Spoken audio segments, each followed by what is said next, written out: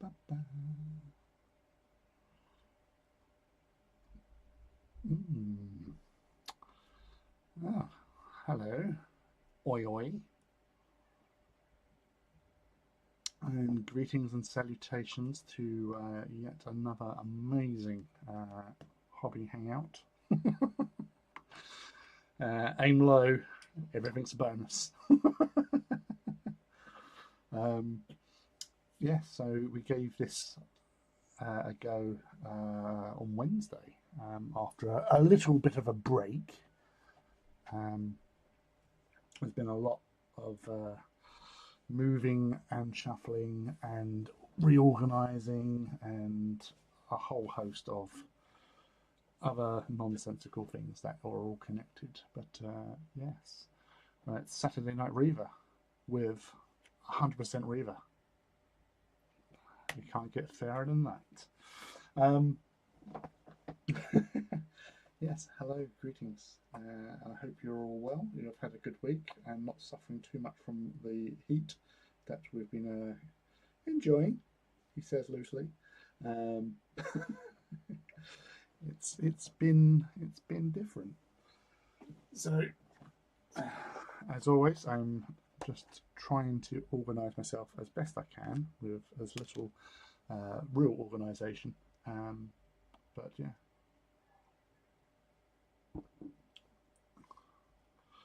um,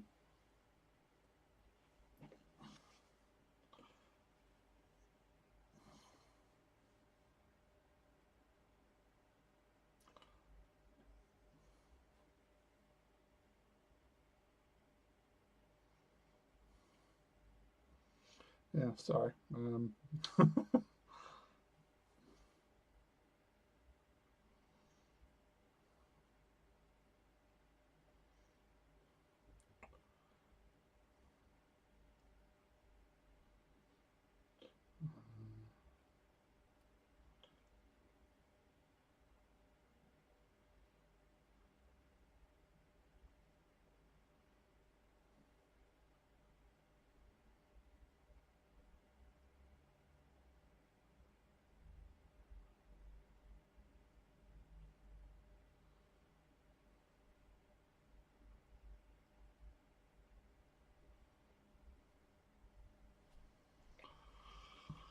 All right.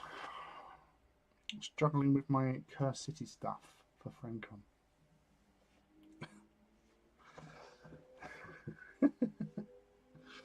Uh, that's definitely something that you need to get yourself organised with. Um, don't want to be losing friends. Not at Francon. For anyone who's watching, it's a private joke. I was actually as he's traipsing around looking for stuff. Um,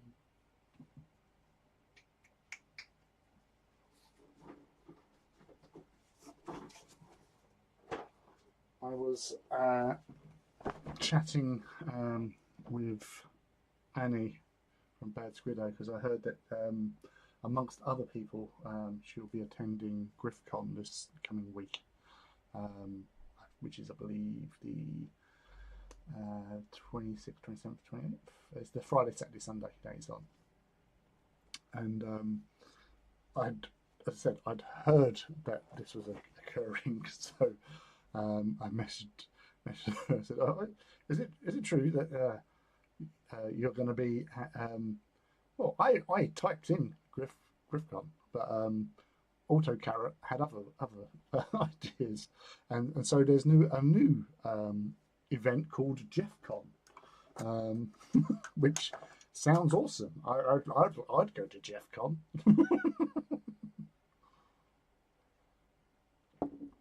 I've known a few Jeffs in my time. I'll tell you, they are crazy people. Um, so yeah, that was quite quite different. But so, yes, anywho, he says, get a little box of bits. I've also got, because as some of you know, I utilise this sort of thing. the Legio's Imperialis scenery as basing material. Just having a look as I make a rattling noise.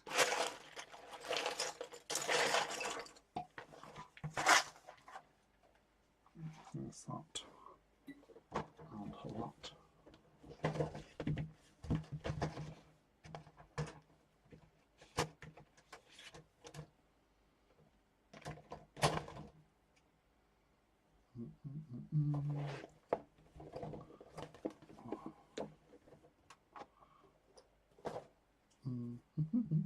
I need that.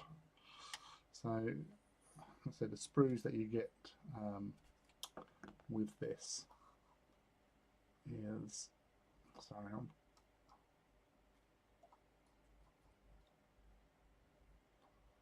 that's better. So these are the new Legions versions.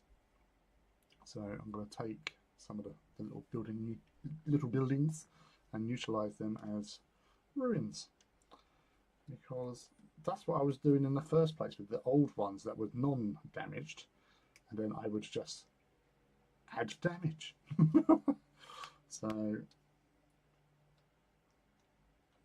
this way I don't have to add damage, they're already damaged. And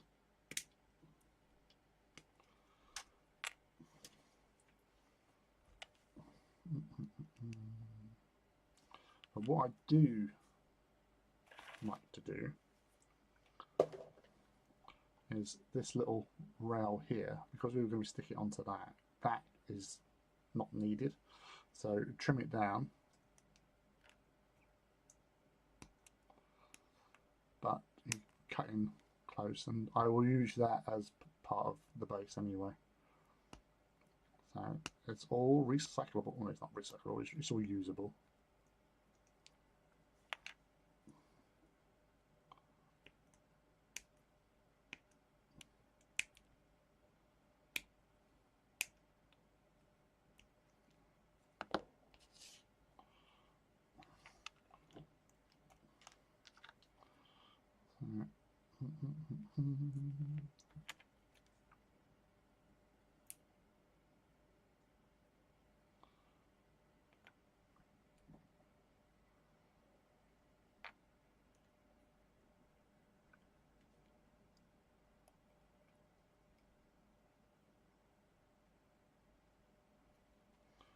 Let that melt on for a sec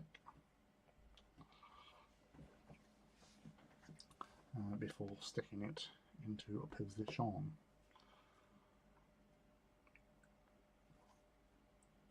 So these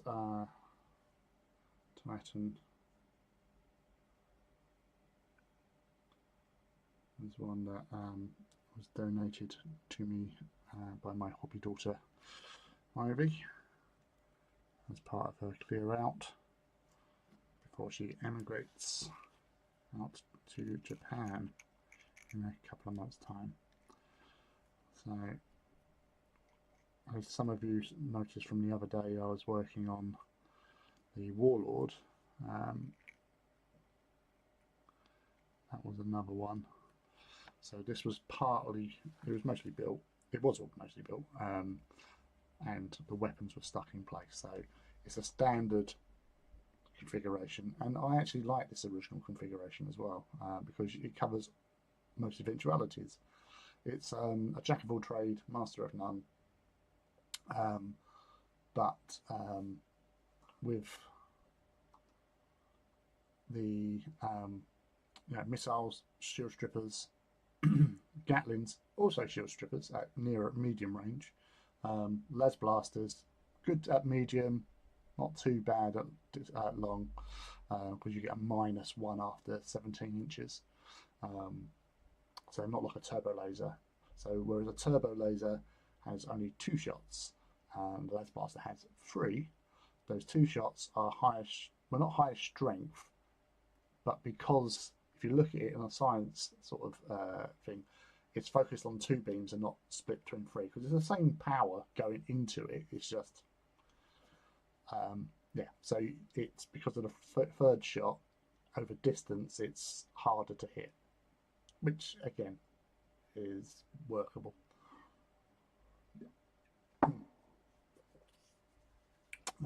So yes, I love doing all these physicky things.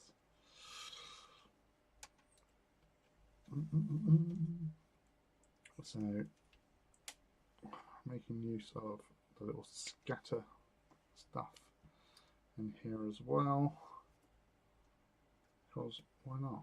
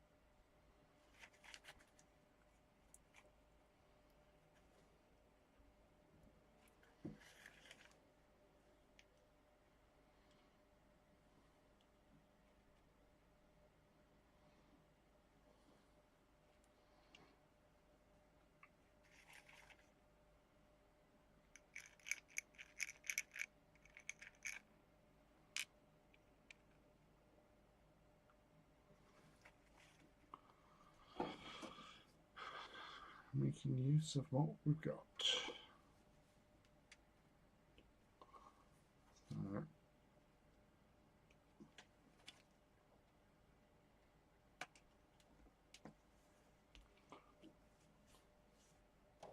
Those big clippers, there they are, because this is where you also use the sprue itself for scenery purposes. So part of the frame.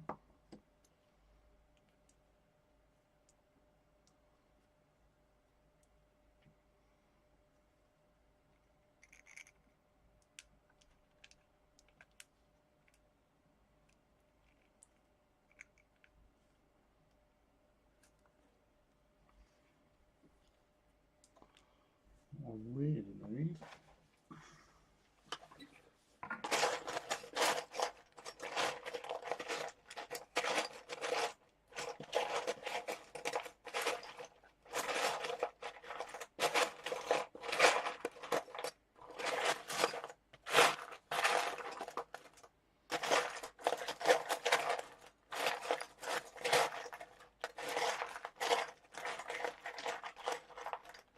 That's what I really need, and yet I can't find it, so that's good. Well, howdy Forge, or howdy Stokes, or Stokesy, or as a beloved Emperor. How you be doing today? I warned you I'll be back, and thus I am.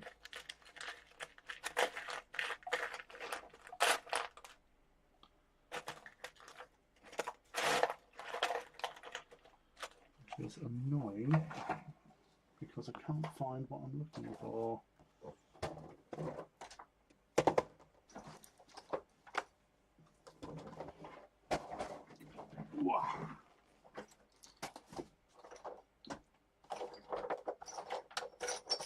Aha! I now have what I'm looking for. So these are like the traditional squares that you get with the Civitas buildings. So I cut off little strips like that, which is like rebar or girders, you know, that you find rubble everywhere.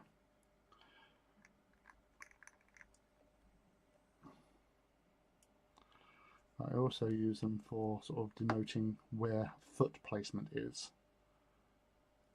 So if you ever get to see my Titans in the flesh, you'll notice that there's generally a little bit somewhere. Well, you can't quite see it, but you'll see it in a bit there to sort of indicate where the foot is to be placed, or one of the foot toes, basically.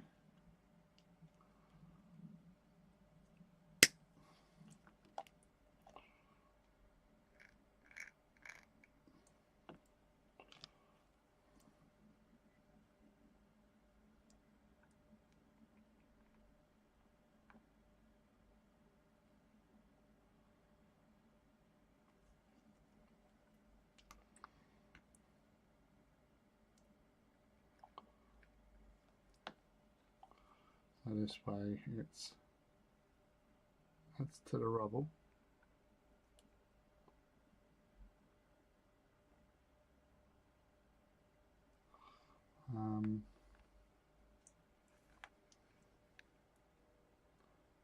See that little bit there.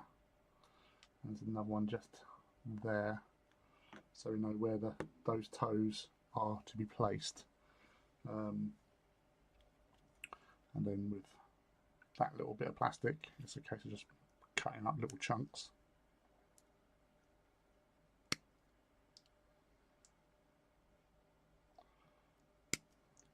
For slabs of masonry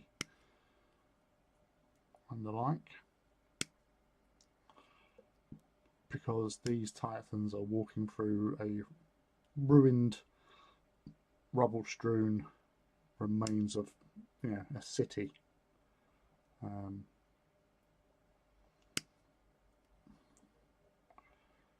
Wherever Titans walk, there is a lot of destruction. So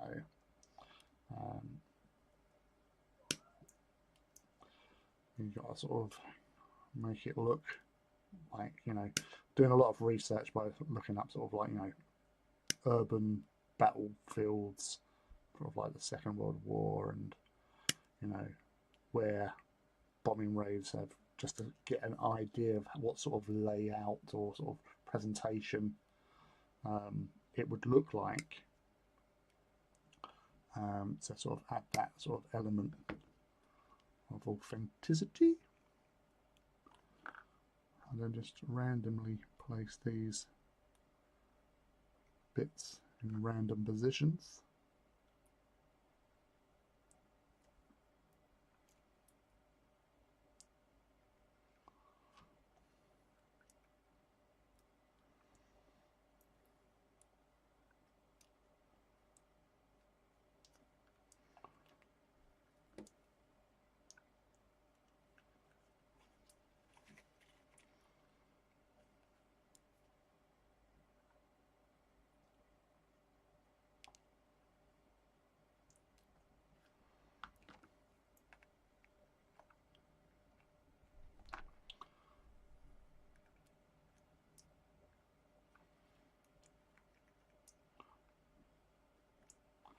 It definitely gives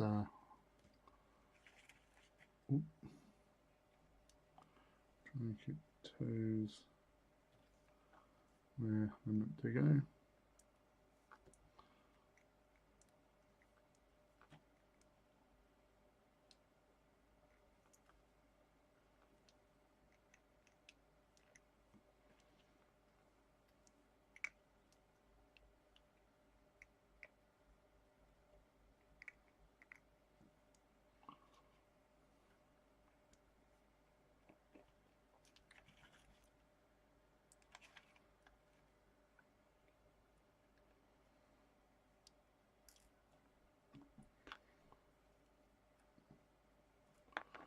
Pushing that around.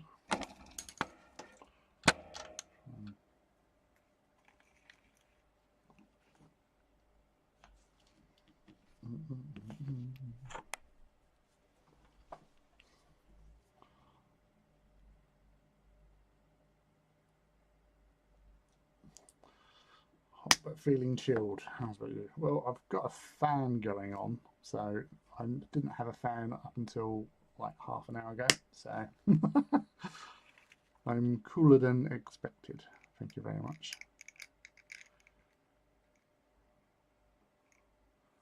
So getting home from work and having to like jump into the shower again as soon as I got in, basically. Was not a nice feelings.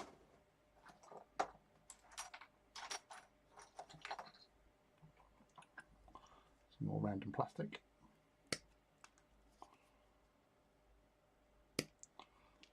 So these are just like little extra embellishments, really.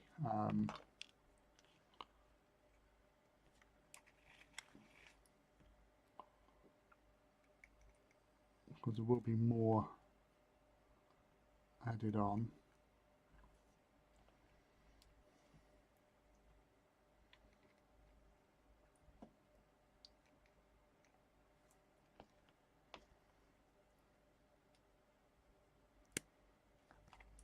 Let's get out of the way.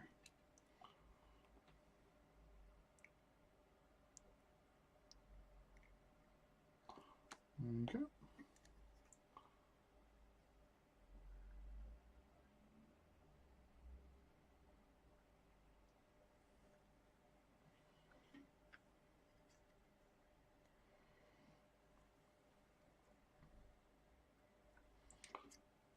Just making sure.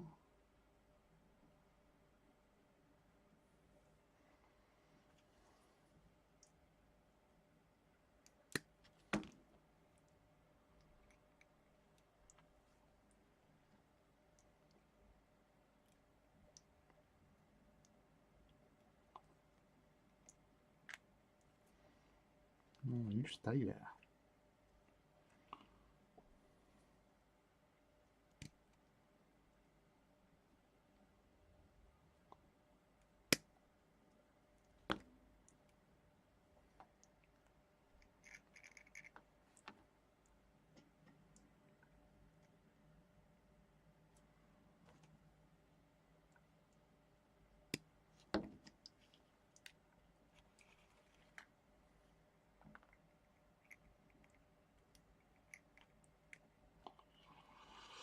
Right, so that's the plastic elements.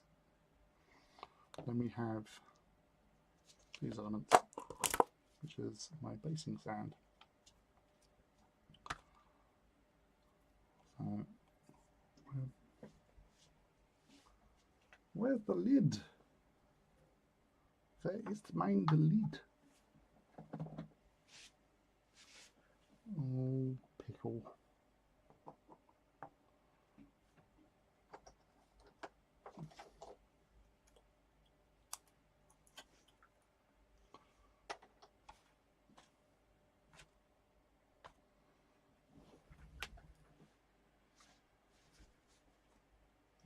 Well, that's disappeared.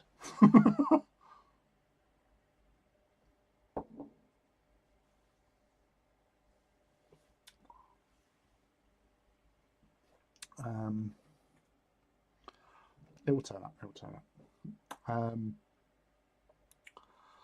surprised you haven't got your hair up in a man bun to keep you cool. Yeah, so am I actually. I don't know. It's just one of those things where I had a shower. I'm just letting it hang, really. It's been up most of the day, but I wouldn't necessarily do a man bun. It's not my usual go-to. Only when drunk do I do things like that. Oh,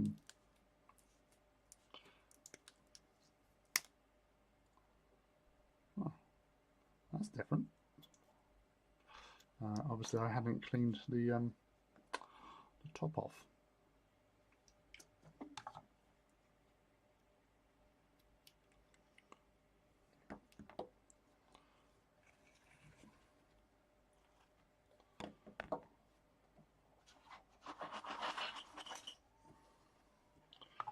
Right, so this is a slightly messier phase of the operation.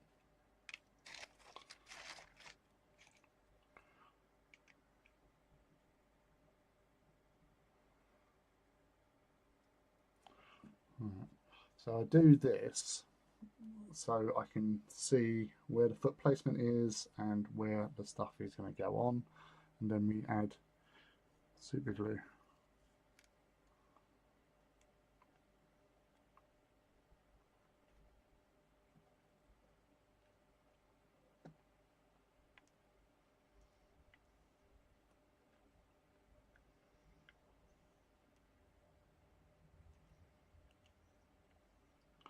I did hear there was a possibility of thunderstorms.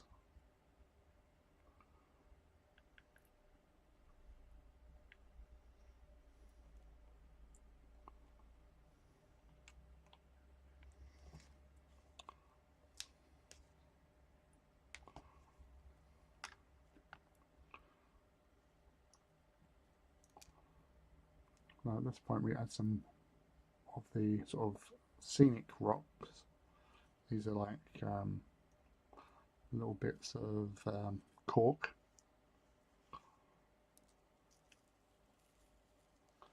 And then we pour a pinch of the sand and bicarbonate of soda mix.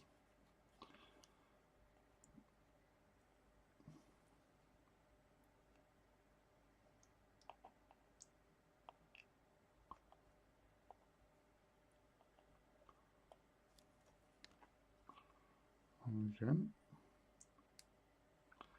add the odd rock or two.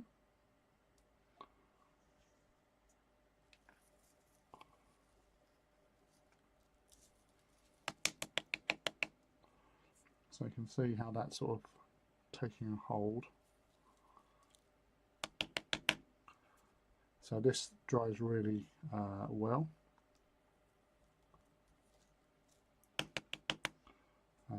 Quite hard, quite quickly.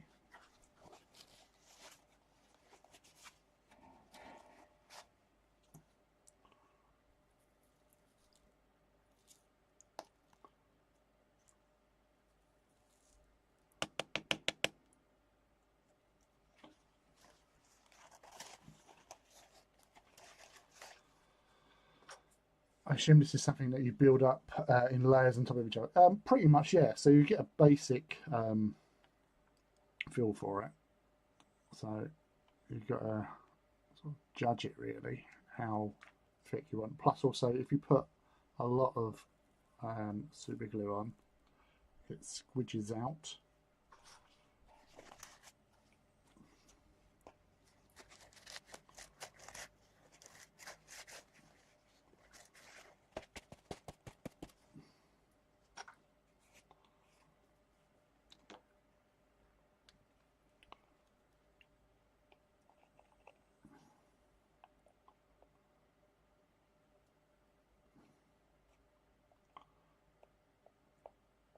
But as I say, just try to be a little bit careful with the application, he says, as he just throws stuff on willy-nilly. And sometimes, yeah, you might just need to add a little bit extra. But again, you just judge it as you go, really.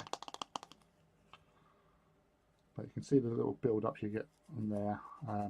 This stuff does dry quite hard, like super glue, because it is super glue. But again, you just reposition, see where the feet are going to go, and then you sort of work around it in small stages as you're getting closer to where the feet are going to go. Like so.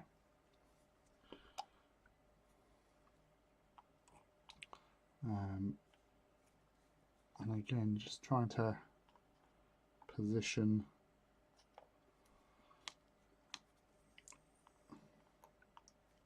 and it doesn't matter if you are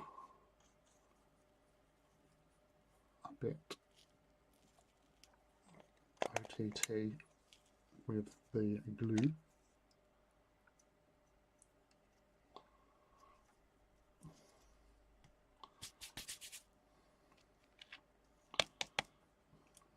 So got a nice amount of sand there, so put that back in.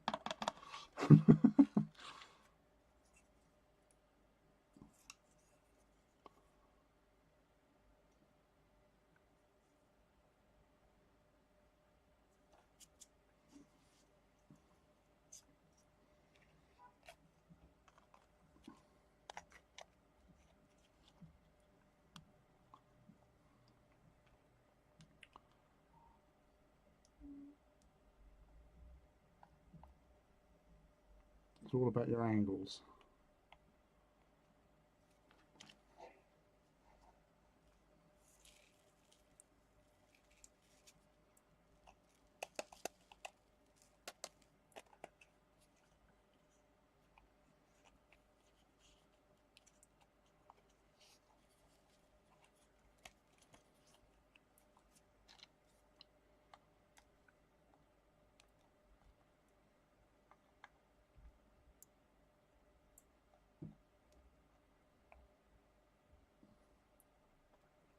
So let's get in.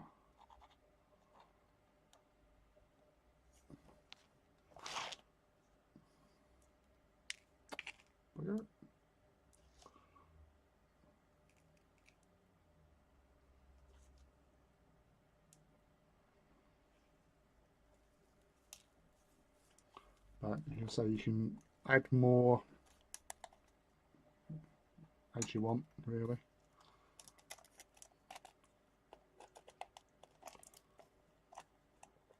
Let's just get in that texture, is what we're after. Now we're going to go the way of the precision. You could use chalk or white pencil to mark out the areas, say for getting glue on the Titan, but I think about it probably wouldn't look as natural. To be fair, I've done enough of these, and I've only ever had like one or two where I've and it's where I've been probably a little bit over confident and just gone at it and not paid attention whilst doing it. So it's easily done, but it's not a major issue, really. It does make it a little bit more awkward, but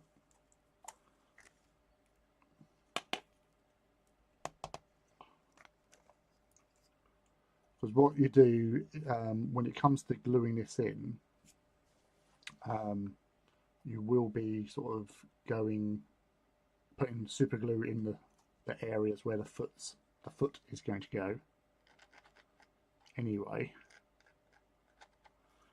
Try and get a rock on there. Oh, nice rock.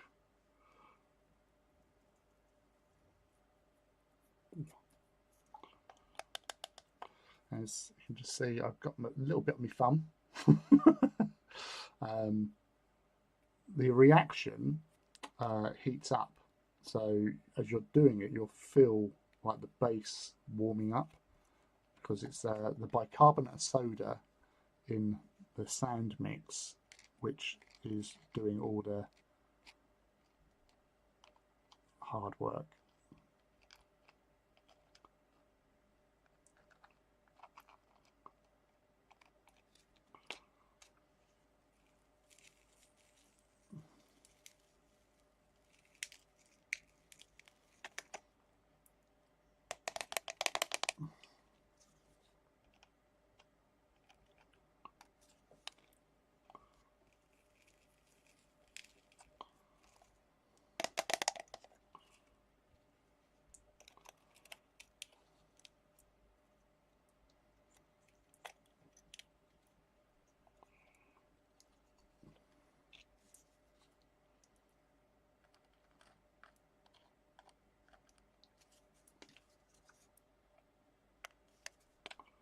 And again, it doesn't hurt to layer.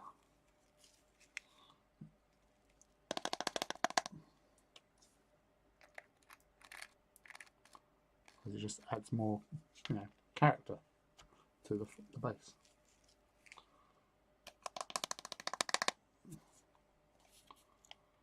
So that's, I'll just do a little bit between the toes there.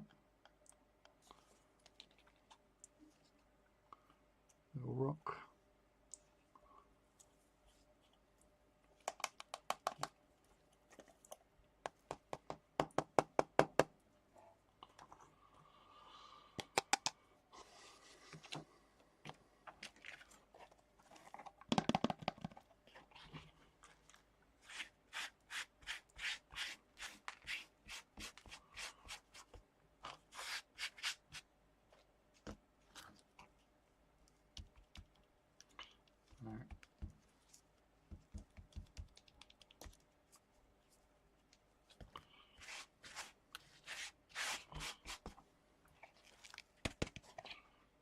getting up.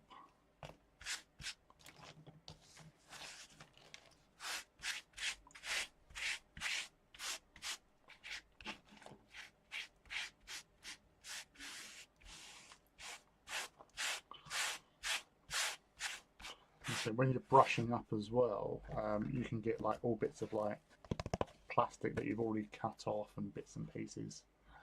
So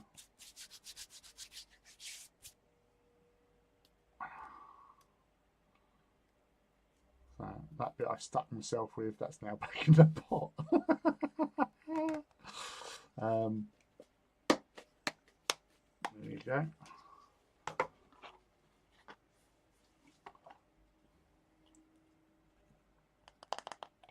So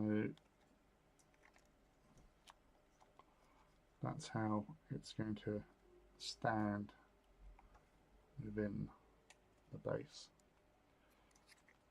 There's a little bit of movement there, which that was my fault because I was just the way I was gripping it. I've disturbed it somewhat.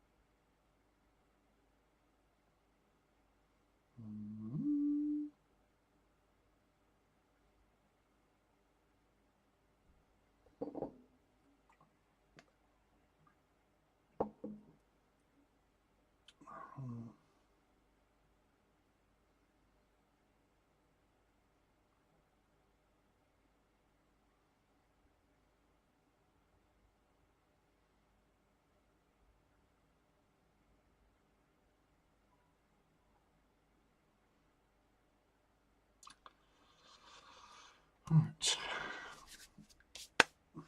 Lid done. Glue without the lid of that. That is really annoying.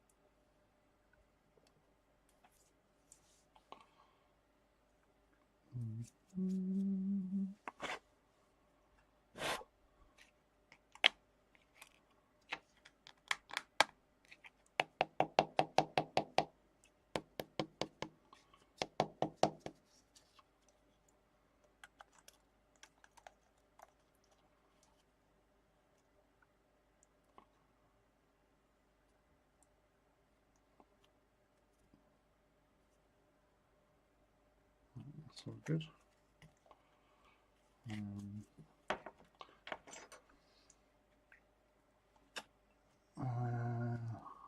There's me giving the master advice. I'm no master. Had the skin for extra. Exactly, yeah. From unboxing to total paint finish, how long would you take to do something of this size? Right. Not blowing my own trumpet, but once you've got the scheme sorted and the method of you going about something like this, I've done these in a stream session, so yeah, that's kind of what I was hoping for tonight. Whether or not I can hold out that long with all this heat, man. But yeah, but that's me, and that's with, you know, I've done this scheme and I've painted a lot of times, so I know how I approach these. So it's a lot easier than like the layman sort of thing.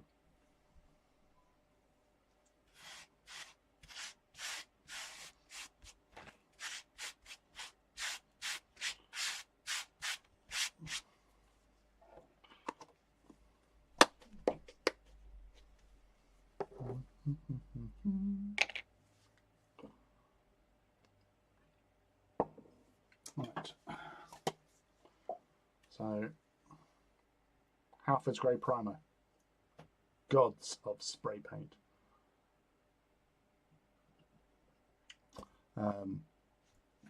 So this is what I use for all of my basing, or base painting or priming, because it's really, really good bloody stuff. Quite basically, it does what you want it to do. I can't use hurt my arm, so I can't really shake them right.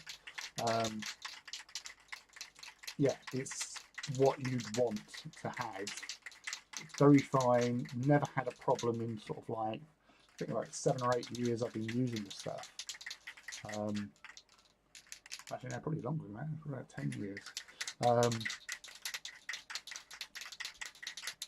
It cuts brilliant coverage. Up until like recent years, it was more reasonably priced compared to like GW stuff and other brands, Army Painter and all that sort of thing. But it does what you want it to do. So hop, hop. So I'm just going to go open the door and pop my head outside and do some spraying. So bear with.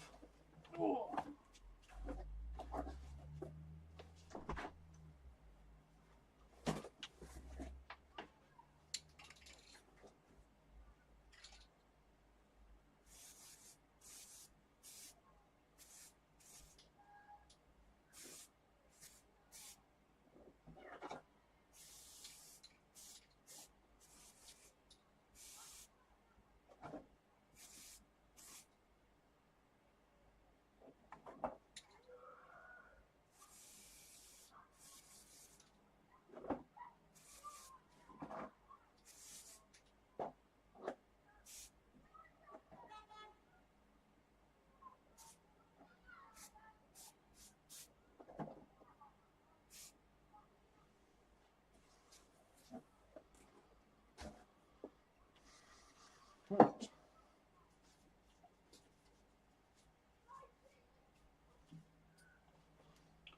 So that's that taken care of. Just let that dry, which in this temperature it's not going to be long. Do some little teeny tiny tidies up, and still can't see what I've done with that bloody liddy bit.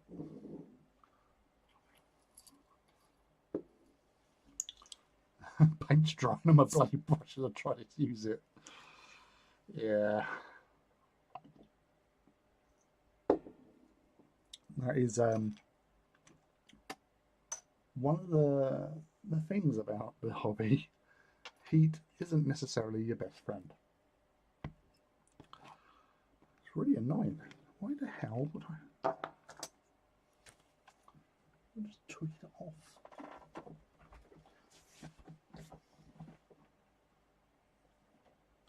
It's blue. I need a beige carpet.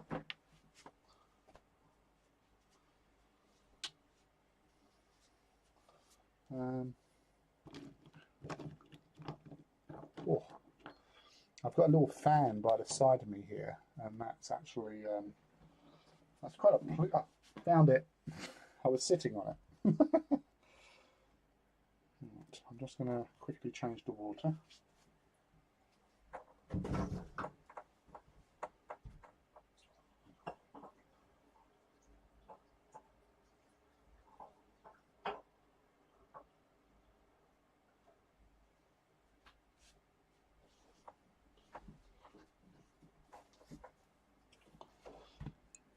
Wow. Fresh water.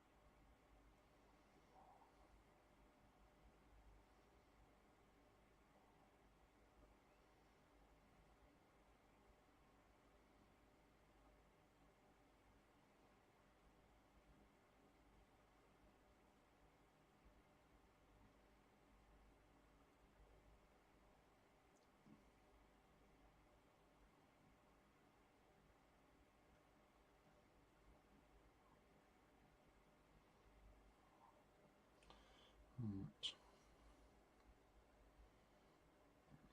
Clearing these up.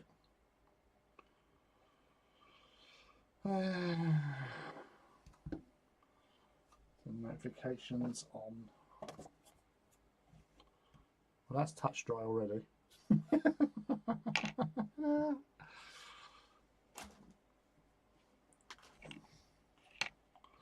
Right. So painty, painty, paint, paint, paint. Where's all my paint gone?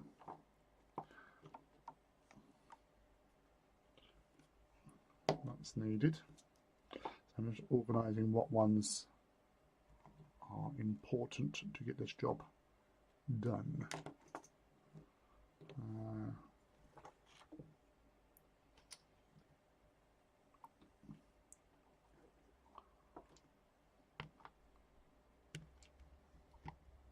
Would help if I had to beer out of the way.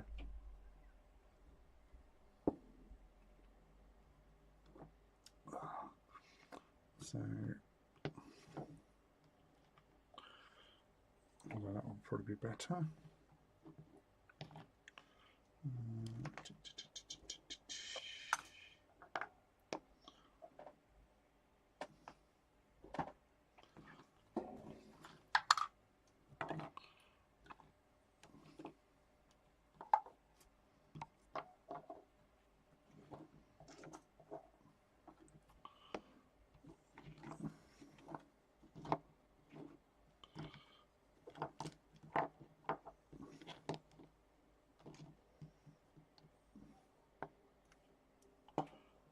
Don't need that just yet.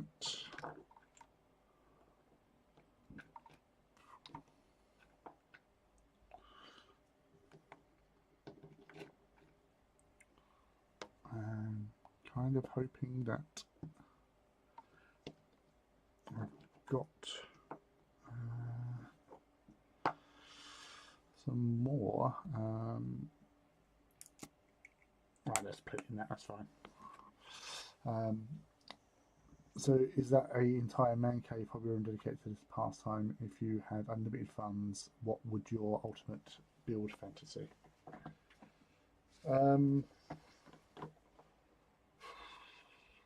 Ultimate build fantasy? Well, it depends, really. I'm kind of living it with all the amount of tie-ins, to be fair. So for those that may not have seen it, I doubt it because I post it on most social medias.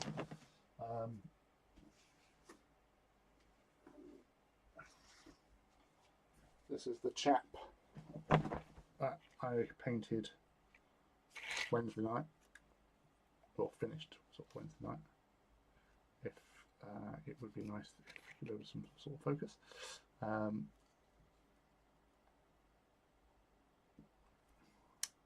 So the magnets.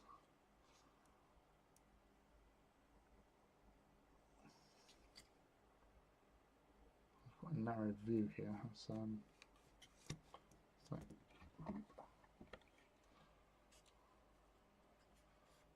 see it in its entirety.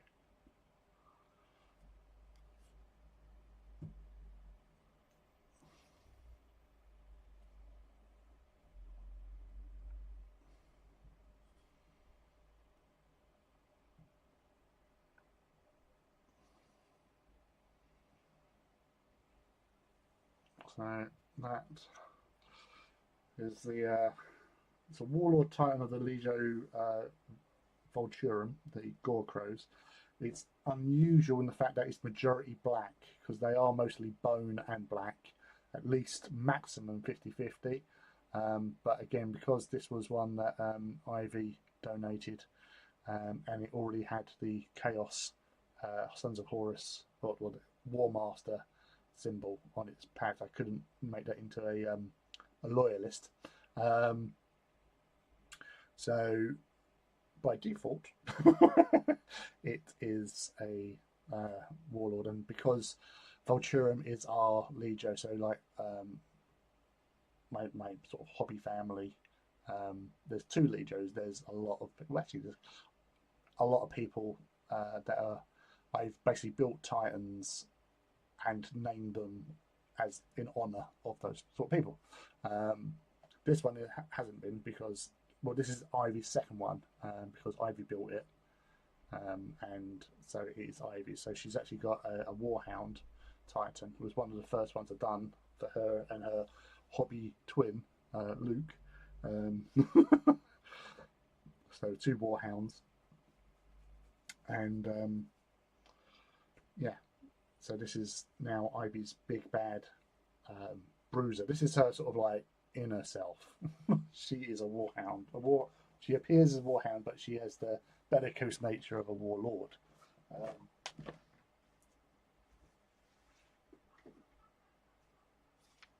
And this is the me Titan of the Legio. So again, she takes after me with the power fists, but I go with the Vulcan Mega Bolters. But this is more like what the most of the Legion Legio colour schemes. It's majority bone with the black intermixed on it. But as I said, she wanted it mostly black, so she got that. But yeah, so although my chains rattle, meh.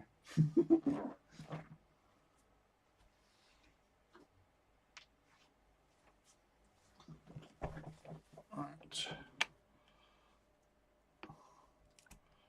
Yeah, decals do make the Titan.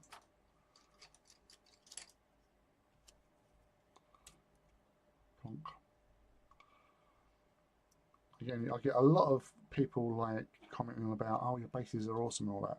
They are just so easy to do,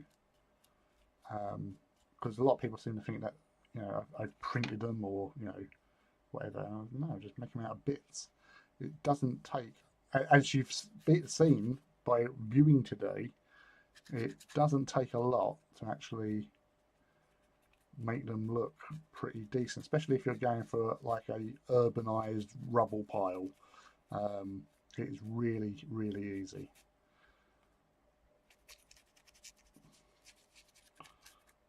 And again, even with the painting side of things, it's really easy.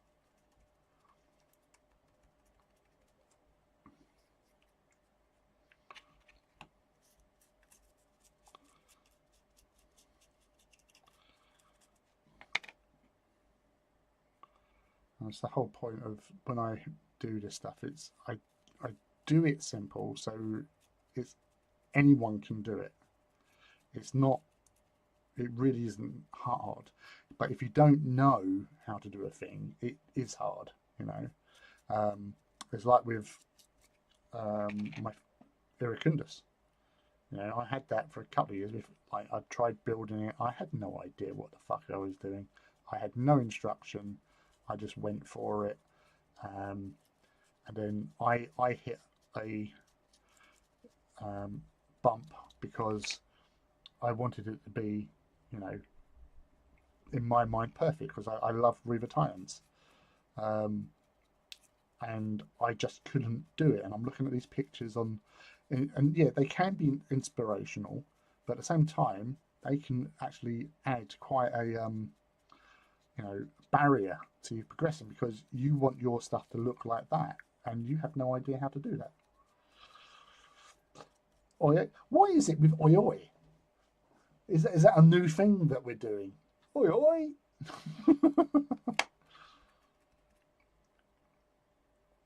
Right there, Callum. How are you, buddy? Um, but yeah, so I keep things simple because I know in my own mind that if I make something too difficult, I will lose interest. Um, and I won't want to do it because I'll start going, no, that's too hard.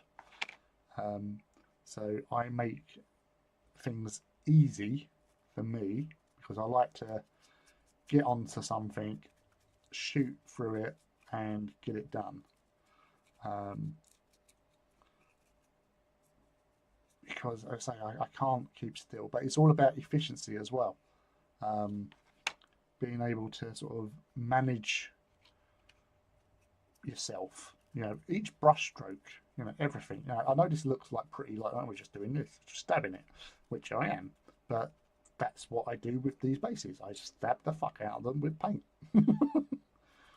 It brings them to life. It brings them and makes them more. Um,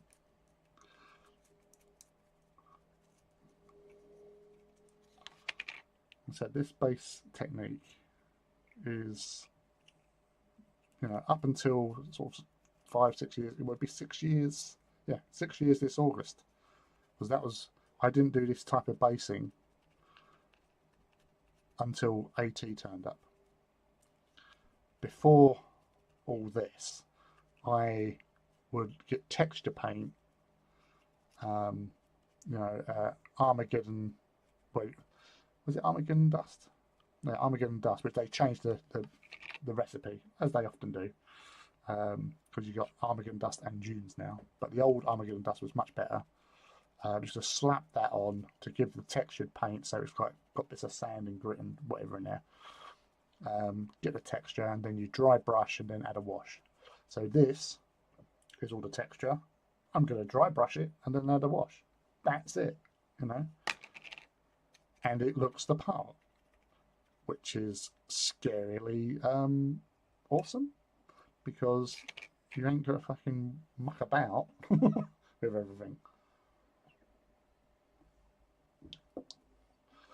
Wait, I just realised the pun in the stream title. I thought I just couldn't be asked changing it from when you built a Reaver. Yeah, well, that's the thing, isn't it? So often, like, there's only been one person who has mentioned that, about the fact that it's called Saturday Night Reaver and it wasn't painting a Reaver, and that was ADB when he visited once. He just comes and goes, doesn't look like a Reaver. So yeah, we get all the celebrities on here all the time. Influencers, a whole host of people.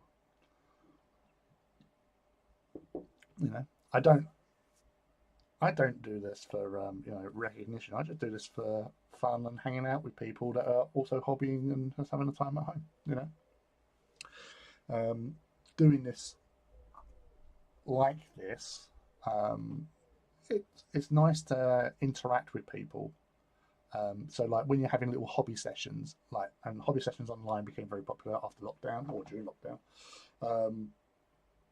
But it's nice just to, sit at home. I'm background noise basically, but I'm an interactive background noise because you can ask questions or voice sort of like, oh, have you seen this? What about that? And it's not just all about hobby. We do talk about all sorts of stuff. Actually, in the past, one of the best live streams was from about 2 years ago, and we were looking up. We had Chrissy, Curacy, was in the chat, and we were talking about animal, like good-looking snakes and attractive frogs. And literally, she was like coming out, what about this one? And then I'm Googling it and I'm finding the pictures on the thing. I'm like, yeah, like that. And then we created Team Snack and Team Frog. And newts were also involved, but we basically teamed up and said, fuck the newts. So strange things happen. It's not always hobby. It can be anything, so chat movies, songs, whatever. But that is what this is. It's just relaxed, chilled. I'm not trying to sell anything. I ain't into that sort of stuff. I'm just here to drink beer and paint models. And I'm neither out of beer or out of models, so I can't do the Roddy Piper thing. Right, so that's going to dry. Let's get some brush action going on with this mofo. Where are we going to start? Let us start with the belcher of the lead.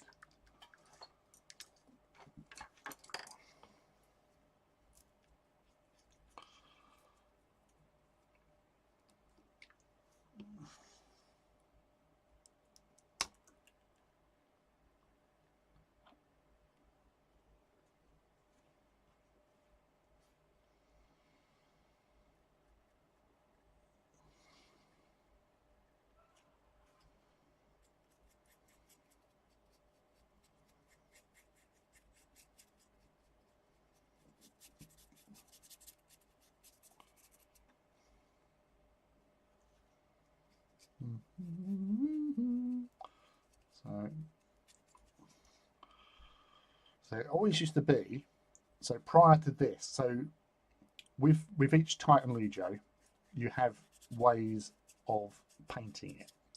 So this is the first Titan Legio that I painted in my collection, where I haven't sprayed it all lead belcher.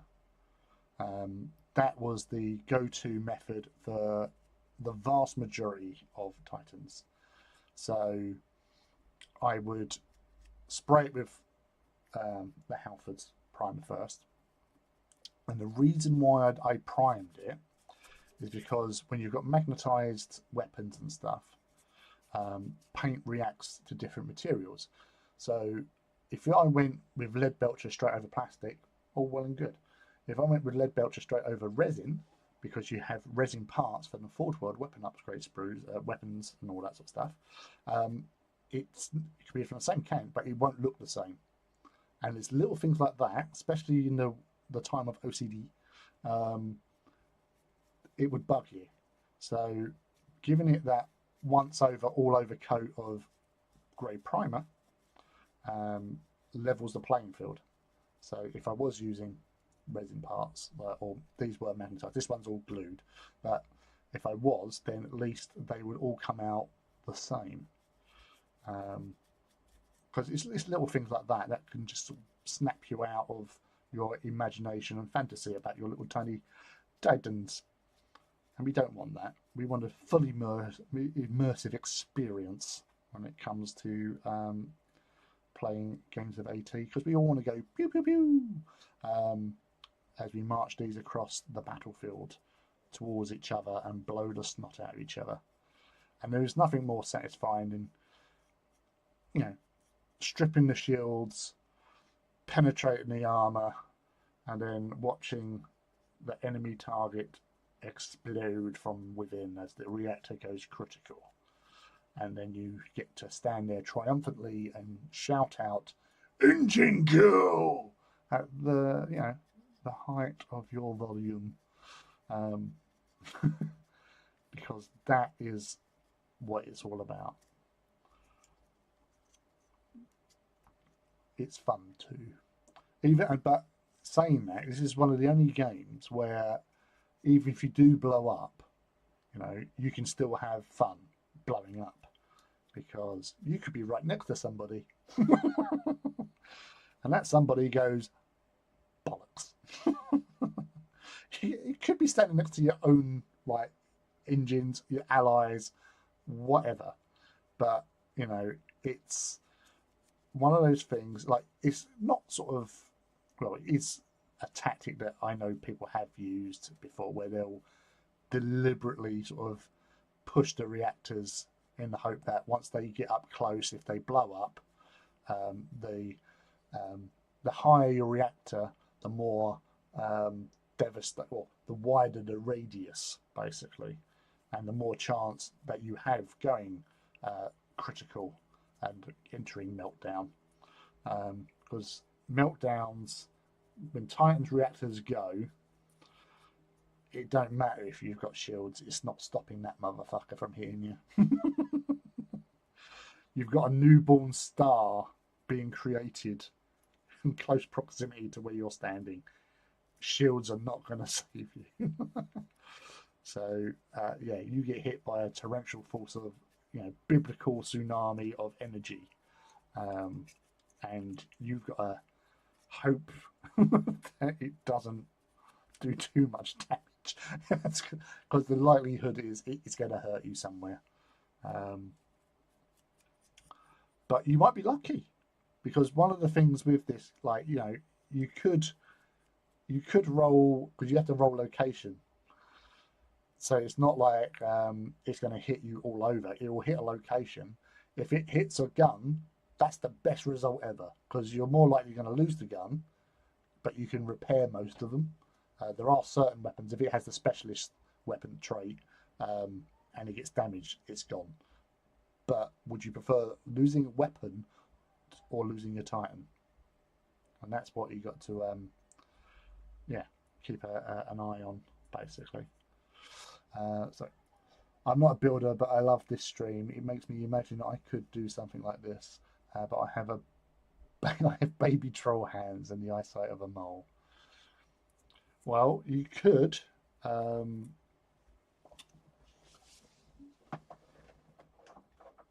get yourself some, what we call in the business, sex goggles, like these. So you can see really close with these things.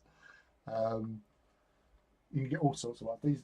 Again, these are Ivy's. I'm looking after them for her.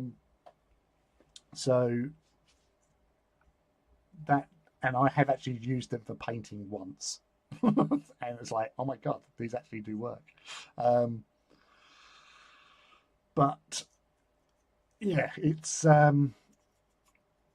big hands, not a problem. It depends on the models you're working with. Like these things, these are a nice size. There's not too many small pieces. There are the odd occasional bit that's a bit of a fucker, but 1 in 100 is nothing really in the grand scheme of things. So the thing with Titans, they are an iconic thing within the realm of Warhammer 40,000 or 30,000 as well, the Horus Heresy.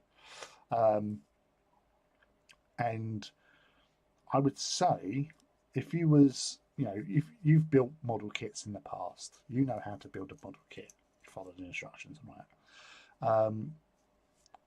A Warlord Titan, like the one that was already painted, they're really straightforward to build. You don't have to sort of focus too much on positioning the stance.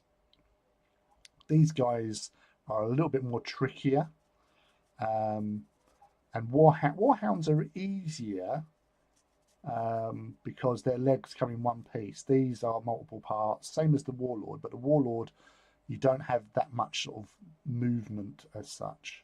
But these guys you can, because these are meant to be a little bit more sort of mobile in their approach to warfare.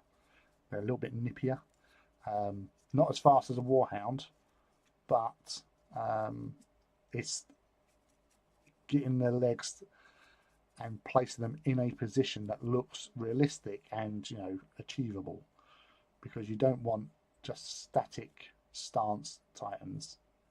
They are meant to be that, well, they don't give it a lot of credit, but they are actually quite mobile. They're quite nippy, Because when you're thinking about it, it's, oh, the big lumbering monstrosities. Yes, but their stride is immense. So you could be running full pelt, and that takes one step, and it's already in front of you.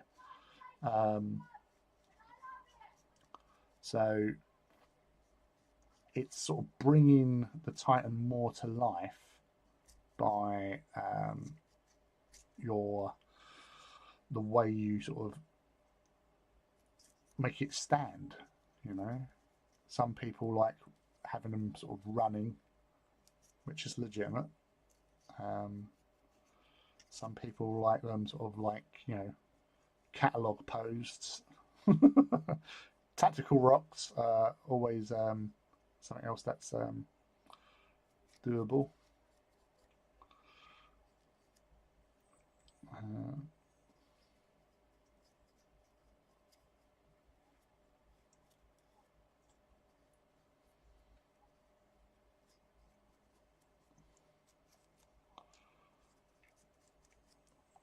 Yeah,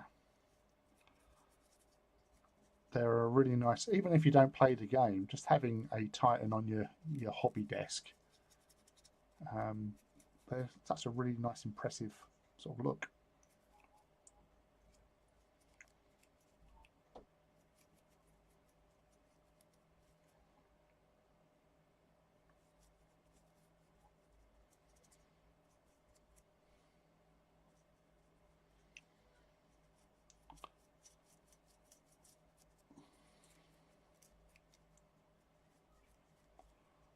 Yeah, so as I was saying earlier on, like with painting Titans, there's lots of different ways you approach it. Some of the Titans, when I've done the traditional method of Halfords and then lead belcher spray, um, I've sort of gone at them and, you know, done things like a little wash of like watered down morphang to give it more of a weathered, rusty sort of look, so as it hasn't been well maintained.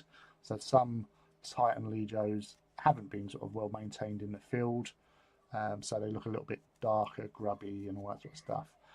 I never do a model to look sort of like parade ground clean, because it's, to me, it's not realistic. You know, these things are fighting the battles across the Milky Way galaxy in the time of the Horus Heresy. So shit is getting real, and everything is getting the snot blown out of it. So they're not going to be looking all neat and tidy. They're going to be carrying scratches and battle wounds. So you paint it to represent that.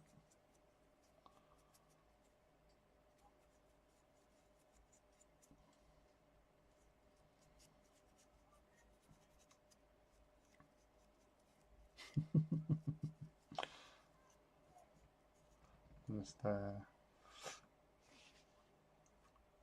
do you have a equivalent of a dungeon master control in the game? How do you keep track? Ah, glad you asked. You keep track because the Titans have command terminals. So they're little bits of card that you use place tokens on to keep track of your shields, your reactor, and general health of your Titan. So on a actually, I might have one. So not to hand.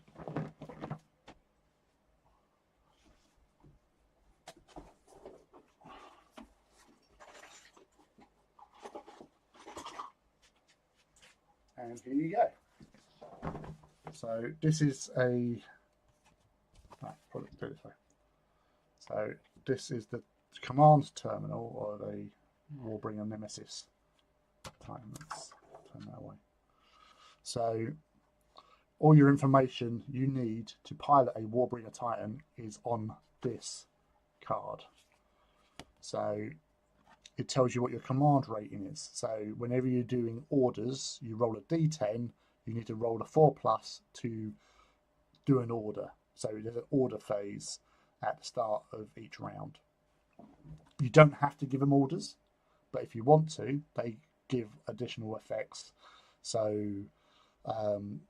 orders are basically first fire, which is the most commonly used. So that allows you to choose one weapon on your Titan and to fire that one weapon in the movement phase, foregoing movement of any sort. So you can't move, you can't turn, but you get to fire one weapon.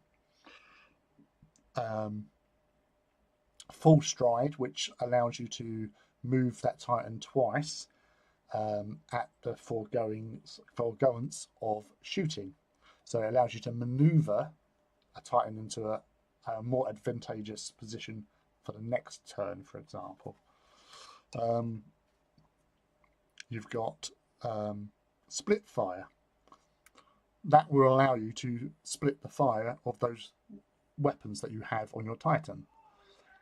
You have to designate what you're shooting at, and if you fire like on this Titan, there's 2 Titans in front of you. You go, well, that one's got some shields on it, so I'm going to use these to strip the shields. And once the shields have gone down, hopefully, or if they're not, I'm going to shoot it with the las blaster. Whereas that badly damaged Titan over there, I'm going to use the Gatling blaster on it. So if, for instance, okay, let's change things up. So those 2 weapons are going to fire at that one Titan. That's going to fire at the other. You can't change that. That is it. That's locked in. So you have to nominate what you're shooting at with what weapon, and then that's it. Obviously, you know, if you was shooting between 2 Titans that are badly damaged, and you go, okay, I'm going to shoot that weapon at that and think I'll kill it, that's fine, and then I'll shoot that one and that at another weapon, and you shoot these ones first and you kill it with the first shot, you then can't say, oh, I'm going to use that and shoot it at the other time. You can't. That all those fire shots go from that. Doesn't matter if you kill it in the first shot, they all still shoot that because that's what you designated. That's what you're playing for. You have emergency repairs, which allows you to do an emergency repair in the orders phase before the repair phase that comes later on. Because if you're badly damaged and you know that you're going to get shot at, doing emergency repairs, one, it allows you to repair something straight away, but also it might keep you alive a bit longer, which will be more of a nuisance to your enemy, because they want to kill you, so it makes it easier for them to then bully your other Titans.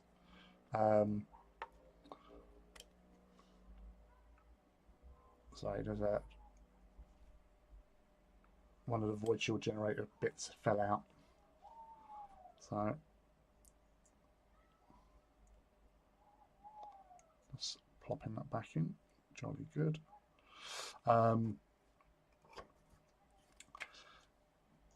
You've also got charge orders.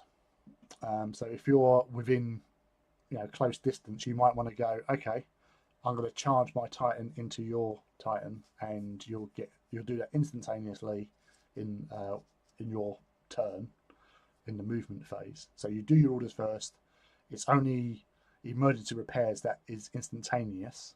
The others occur in the movement phase, which is the next phase. So that's on charge orders.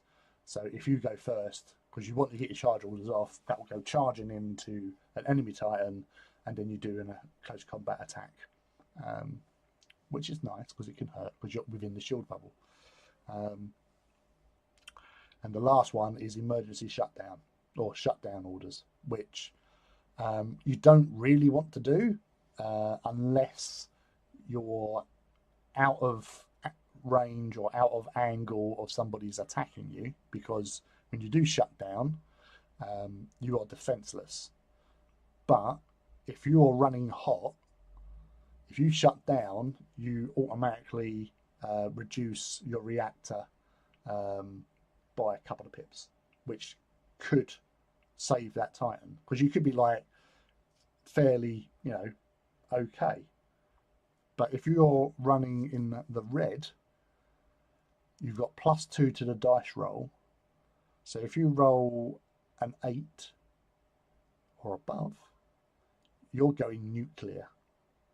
Because you roll a 10 on a d10, you're going into meltdown. Doesn't matter if you're all nice and like unhurt. Being in the red, it's just not good. Because there's a good chance you can lose that Titan. Because of you have to roll, because as soon as you're in the orange, you take damage because you're basically too hot. So you know, green, yellow, orange. So you roll on a d6 and then you apply the result. On a red, you roll a d10, but you are adding to the possible outcome because it's like +2 to your dice roll. So yeah, so that's your orders. That's what command does. Ballistic skill, you want to shoot something on a d6, 3+ to hit, unless there's any negative modifiers. Weapon skill, so close combat, it's 5+ to hit. These particular Titan, the Warbringer, isn't necessarily a close combat Titan. It has 4 servitor clades, and servitor clades are your repair rolls. So when you get to the repair phase, you roll 4 dice and hopefully get, you know, 4, 5, or 6, because they will repair certain parts. So on a 4+, you can reduce your reactor. On a 5+, you can regain a shield. If you have your shields blown out, so if you lose all your shields, you need to roll a 6 in order to reignite your shields. And then for every 5+, you get a shield back. Speed, so on the Nemesis Titan, it moves 5 inches normally. You can pump the reactor, so you roll a dice which has symbols on. So you might not increase your reactor, you might increase it by 1, or you might increase it by 2, or you might activate the machine spirit, because Titans are semi-sentient with this sort of low level. It's not an AI, it's a machine spirit, because AI is bad. They don't like AI, but it's a machine spirit. And it's like the machine spirit's going, for fuck's sake, I'm going to take charge here. Because the pilots or the princeps of a Titan is constantly at loggerheads trying to dominate the war spirit of a Titan in order to get it to do stuff. So sometimes, as I said, you roll that dice, the machine spirit awakens and goes, bah, I'm in charge here. And then you've got to try to regain control. So you roll a commands check. If you make it, that's fine. If it's not, then you roll on a chart to see what that Titan does instead of doing what you wanted it to do. And it's not always a bad thing. Sometimes something can happen and you go, oh, actually, because of that, that's put me in a better position, or it's moved me out of a position, or it's like a position of being shot at. But yeah, so machine spirit's not always bad. Sometimes it's good. Mostly bad, sometimes good, because you're not doing what you want to do with it. But yeah, go with it. Yeah, so that's your command terminal. You keep track of your plasma, your voids. You can basically, if you're being shot at, once per attack. So that gun shooting at me, I could say, I'm going to pump the reactor to do power to voids. So that you roll your reactor dice, see what happens.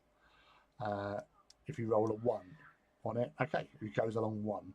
But then that allows me on my shield save to re-roll 1s, because their shield saves are 3+.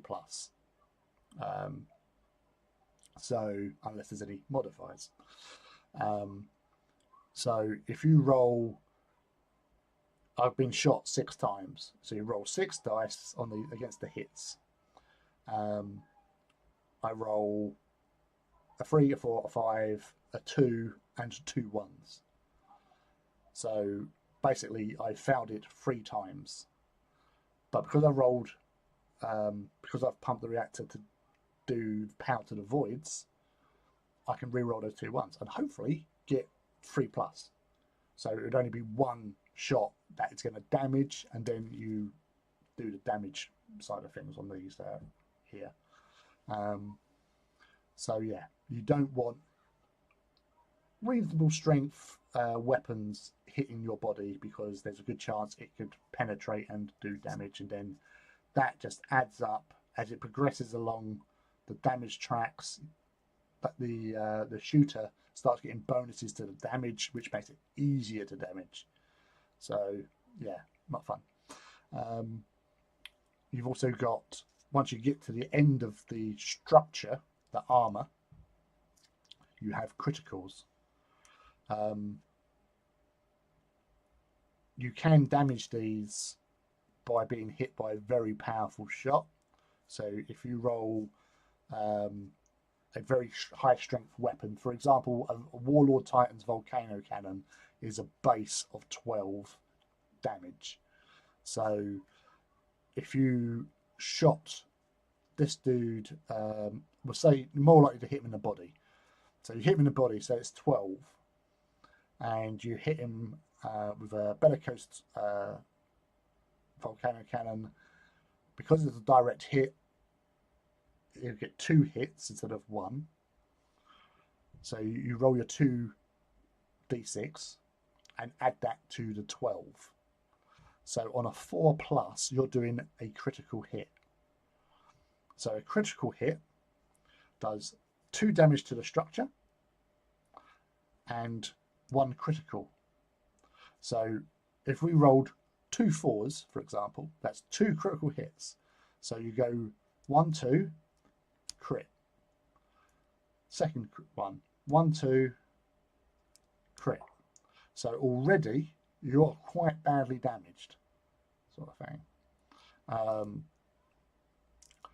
But anything else shooting that body has now got a +1 to the damage. So if you shot it again with a volcano cannon, it's now a base of 13, and then you do your d6. So yeah, getting this down along these tracks,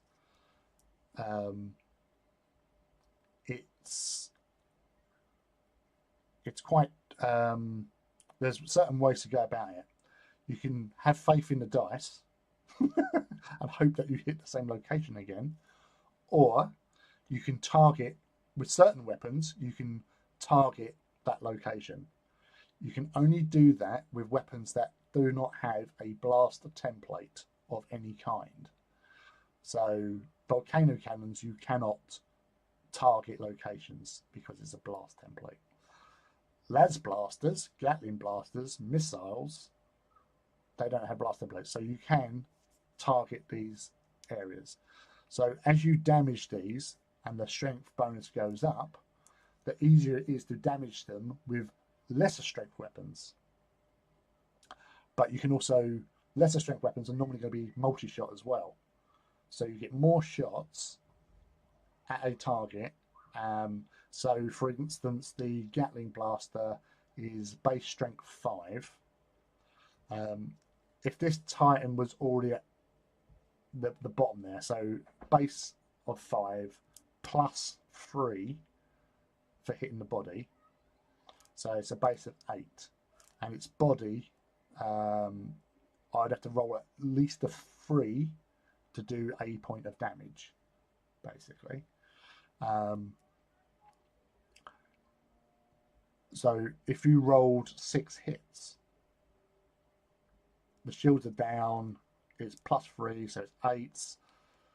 You roll your 6 dice and hopefully roll lots of 3 pluses, because then it goes hadunk, hadunk, hadunk. Once it's off of that, that's engine kill. So the problem with targeted shots, though, it's harder to hit.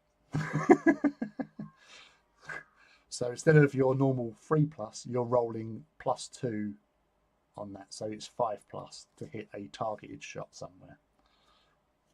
But that's your choice. You either roll or go for lots of 3+s and hopefully roll a body shot, or you take a chance on getting a 5+ and getting some hits.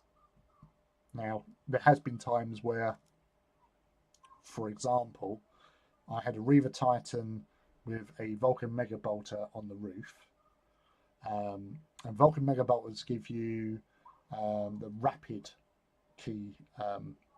keyword, which basically, if I roll a 6, it gives you an auto hit, basically. So not only do you hit, you get an additional hit. And there was an enemy Titan with a badly damaged leg, basically. So I thought, okay, it's badly damaged. I'm shooting from the side, because if you're shooting from the side or from the rear, you get additional damage because you're shooting out of arc. So from the side it's +1, from the rear it's +2. I was shooting from the side, so it was +1 on top of the +3 on it. So the Vulcan Mega Bolter's minimum is standard damage is 4. So with those bonuses, our strength 8.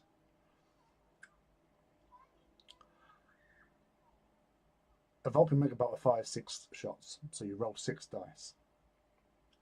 I rolled 5 6s. So that was 10 shots going into this Warhound's ankle. The other one was a miss. But I rolled 5 6s, which I couldn't believe it. But 5 6s, so it was 10 shots at strength 8. So I hit the target because it was 5+, but let's say 6s. So that Titan died verily because I hit with a lot of shots, and I rolled some good. All I said, I had to just roll 3+. I needed 1 3+. I got that in spades. So that's your basic things. So everything you need is right there in front of you. That's why this game is a really easy game to play, because you go, you don't have to reference books. You just look at that and you go, okay, my things here. You've got +1 to damage. You know what you're dealing. You've got everything you need right there. You also got these spaces here. These are for your weapons. So when you choose your weapons, you plonk your cards there. They've got all the information of what weapon do. So ranges, to hit, damage, how many shots, all on there.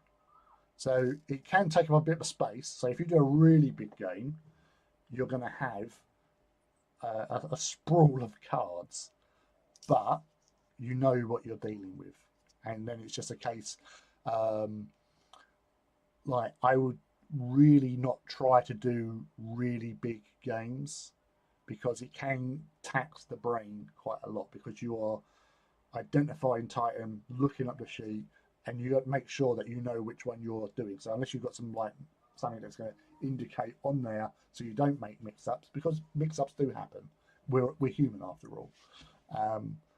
But everything you need is all here. Critical effects. You normally have like again. Hold on.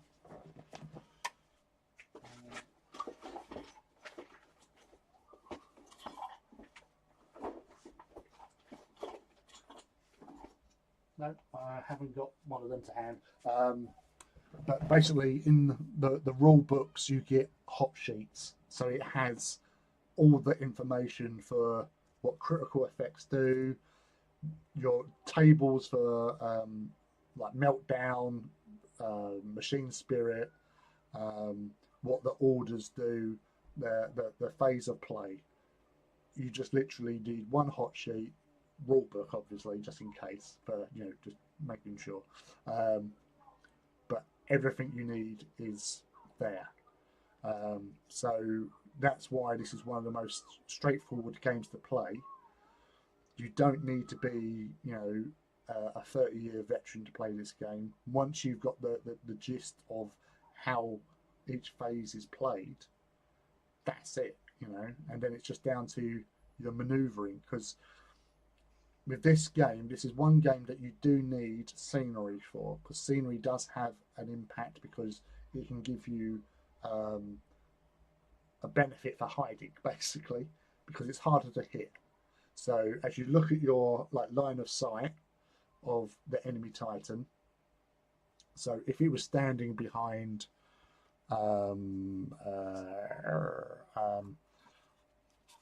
this mouse, for example, and you're looking at it, so try to do it there. So it's standing behind this tall mouse-like building. So you would say that's about 50% covered. So because it's 50% covered, you get a -2 to hit. So instead of a 3+, you're rolling 5+ to hit this Titan because it's hiding. It, on the other hand, its weapon, and if you're in the open, it's 3+ to hit you. But that other weapon's not going to be able to, shouldn't be able to shoot because there's a building in the way. So you've got that to take into account. So it is like proper sort of like true line of sight. There are sometimes where you can say, I can see the target. I don't like to play it. It's a bit cheesy. But yeah, it's straightforward as much as you can be for Titan Warfare. Great little models, and you get the shout out engine kill. So there's nothing you can really not enjoy with it. Now, I needed a sip of that because I've been talking quite a lot for the last 20 odd minutes.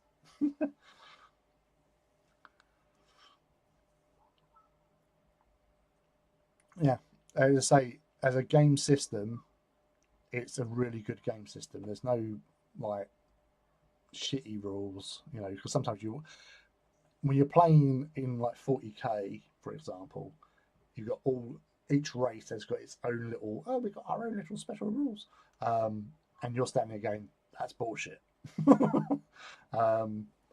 Because this is sort of like your Titan on Titan, you know what they've got, they know what you've got.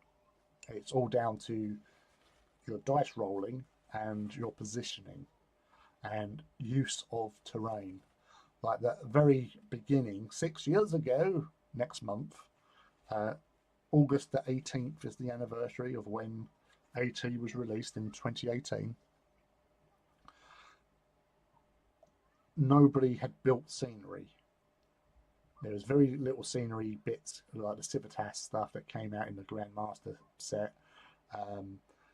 But people were basically building Warlord Titans on a battlefield, one over there, one over there. They're not going to move. They've got long range firepower. Why would they move? So that was a little bit like, oh, but we're standing here. What's the fun in that? You want to have a nice amount of scenery. So normally this game's played on a 4x4 table or mat.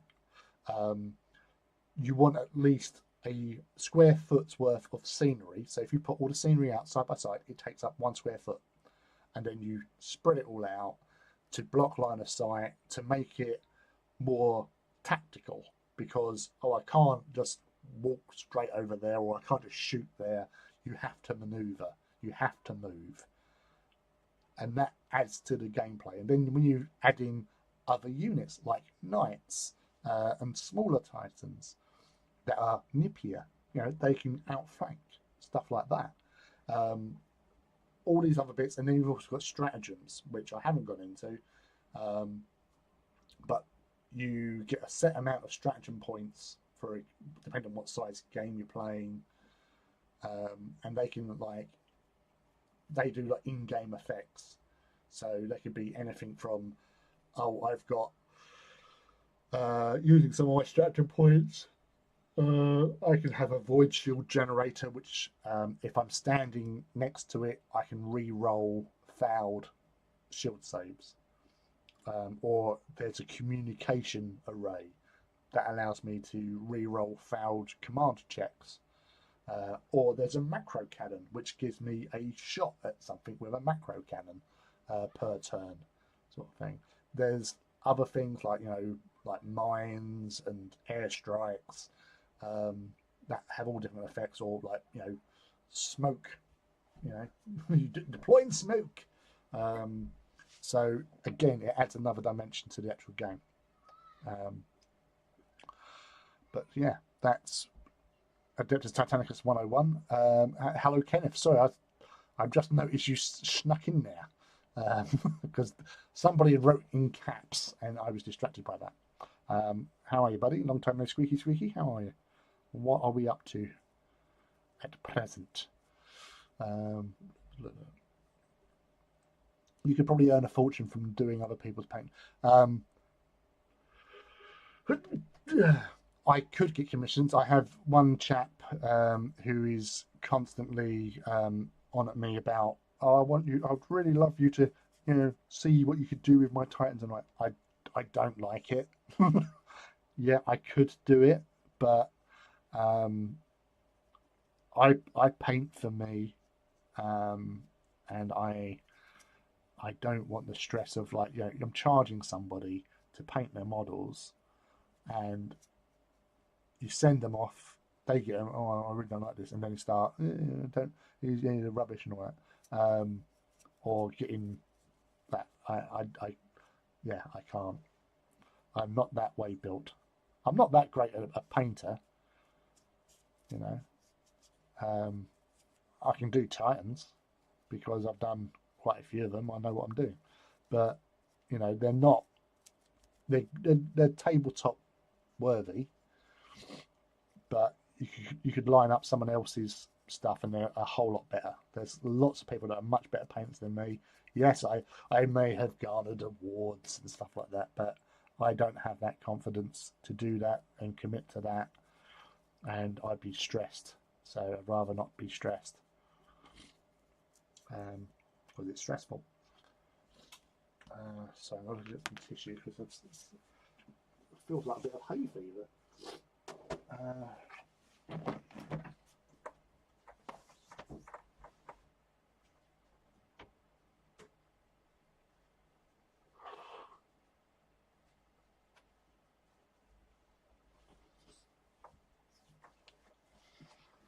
Oh, beg your pardon.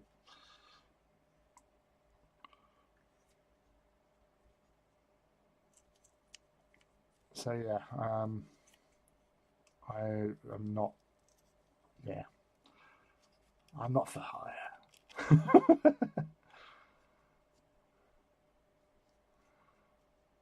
But thank you for thinking that. Much appreciated. I did have the other day, well, actually last night, I was looking on the Dystopian Wars group on Facebook, and a model that I painted recently, which was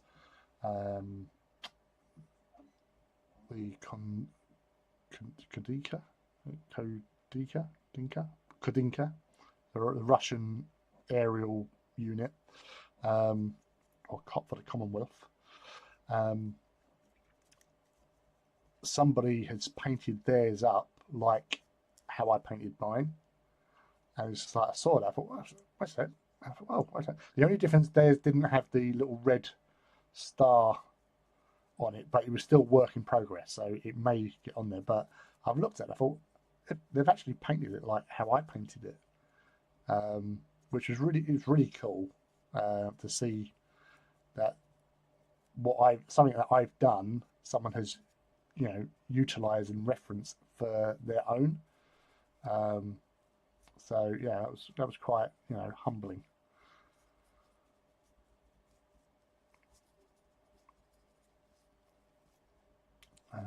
So yeah, that was pretty cool.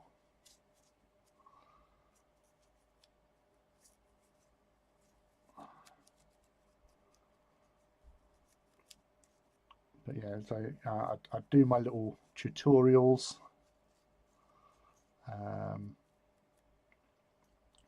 and they're like how I approach a scheme.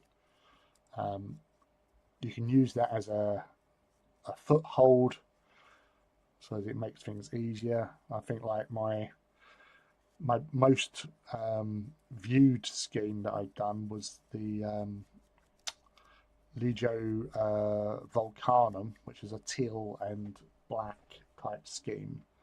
That is my most viewed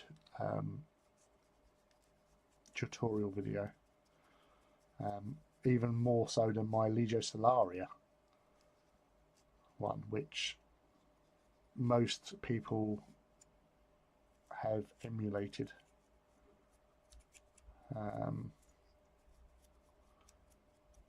Which, so I'm part of like Titan Group, so I see these things come up, and occasionally, some people go, "Oh yeah, I'll just, I watched this dude's painting video tutorial," Then you do get some people that are sort of like, "Oh yeah, I did this."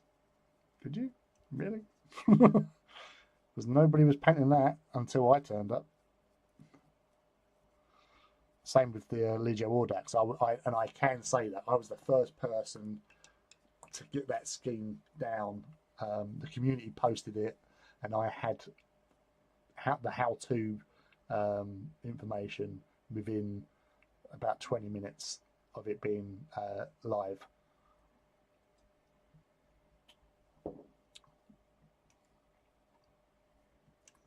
Brass. Oh, that's the silver bits. I'm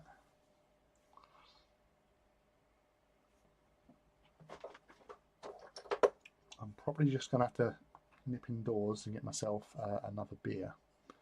So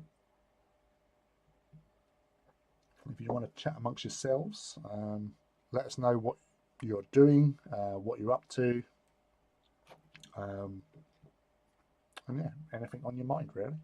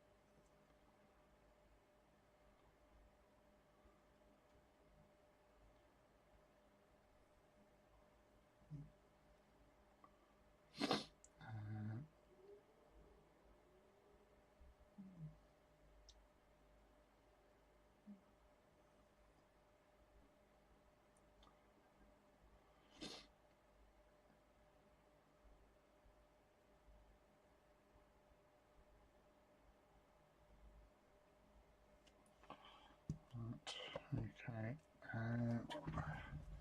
I should be back momentarily. Oh, hello, Gizmo. You influence people, that's a great thing. Well, I try to be helpful.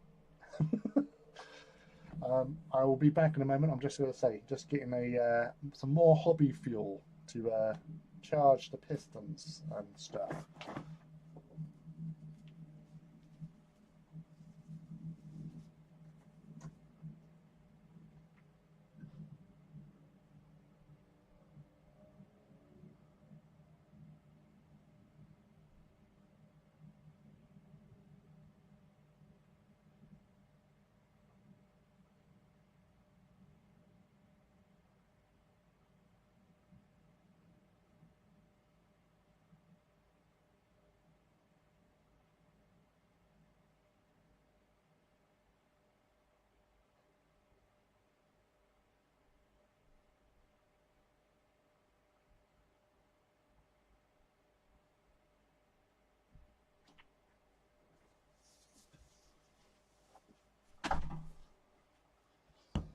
Yeah.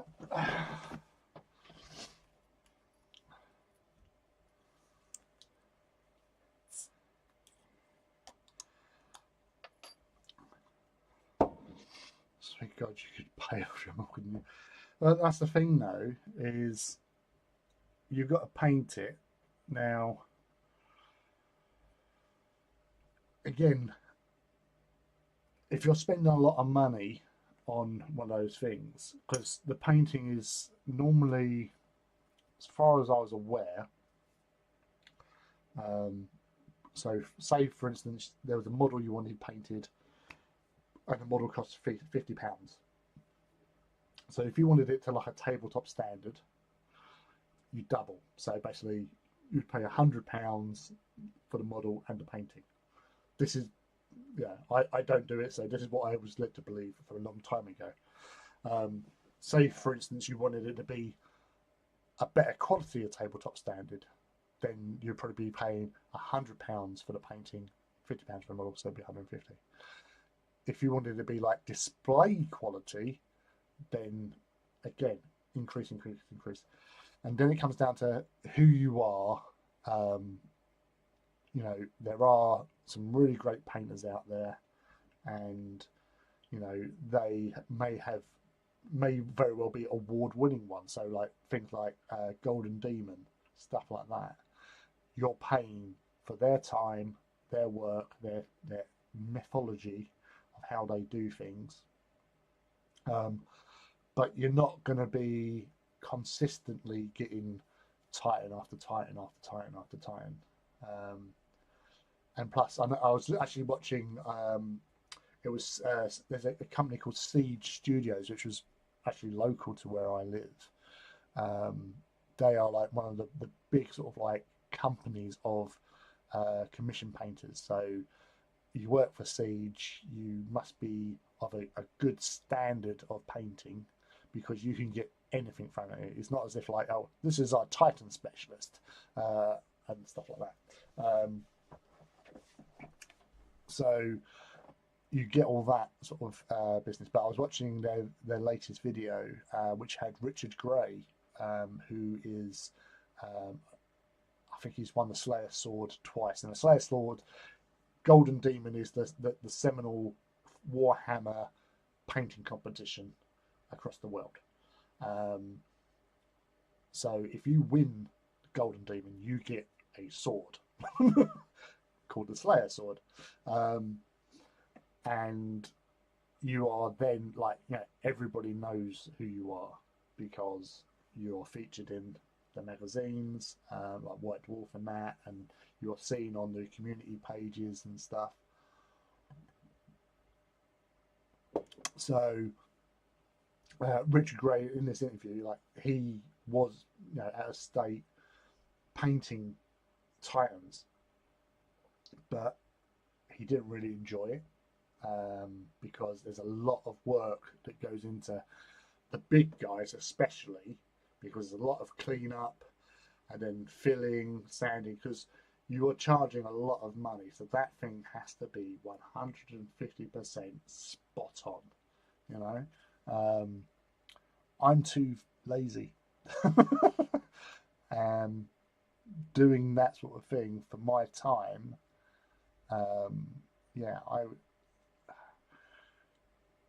Yeah, and again, you could get that finished product, you get it delivered, and you can say, there are much better painters out there, and I'm not just saying that. I'm not being mean myself. There are much better painters out there. Even like within the Titans Owners Club, there are a number of people, members on there. Rob Walters, for one, who's normally in here on occasions. He is phenomenal, you know, and he does commission stuff. He doesn't do like as like a main work or anything like that. But there are people like Meda's Miniatures, and again, he used to be a teacher. He's no longer a teacher. He does commission painting full time because he's got the skills, he's got the mythology, he gets the stuff done to a really high standard. He's worth what he charges, sort of thing. He'll take on a project, get it done, and it'll be fabulous. It'll look fantastic. you get sort of like commissions where, you know, people want not just one model, they want a whole army. And so that's a lot of work. And especially when you're doing to a high standard as well, that's a lot of time invested into that. Um, I've got, like, you know, friends that are commission painters. So Crystal McDowell, by her own stand, like, she mostly does like Blood Bowl and like other sort of like, you know, more um, like fantasy or like orky goblins, squeak, stuff like that. But she does like the odd commission job. But and she's always, from the start, always says, I'm a slow painter. I will take time with this. So you pay a fee, and that's reflected in that, because you just got to accept that it's not going to be overnight. There are painters out there that would do it quickly to a higher standard, but that's them. Not every painter is the same.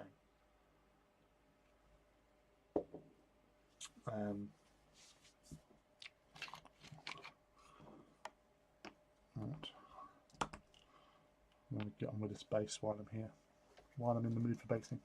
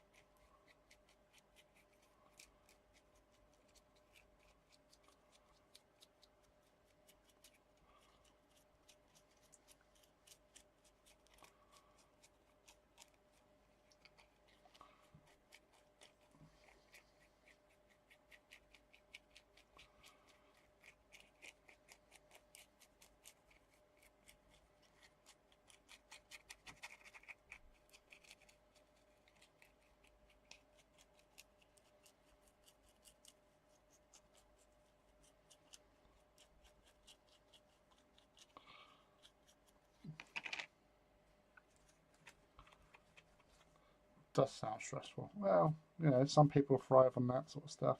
I'm just happy to be here.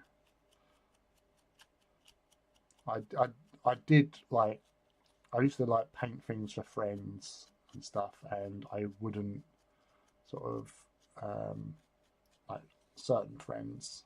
I said, oh yeah, I'll do that. You know, no problem. But the last one I got, it caused a lot of stress because they asked me to paint some dudes basically, which wasn't a problem. The problem came was when when the stuff was sent out to me, there was a dude in there that had already been painted, and I just went, so do you want me to paint it like that? Sort of thing. Yeah, paint like that. Yeah, sort of thing. Now the thing is, I can't paint like anyone else. I paint like me, and I was getting really sort of stressed trying to, you know, and this was a gratis. I wasn't charging for this. If I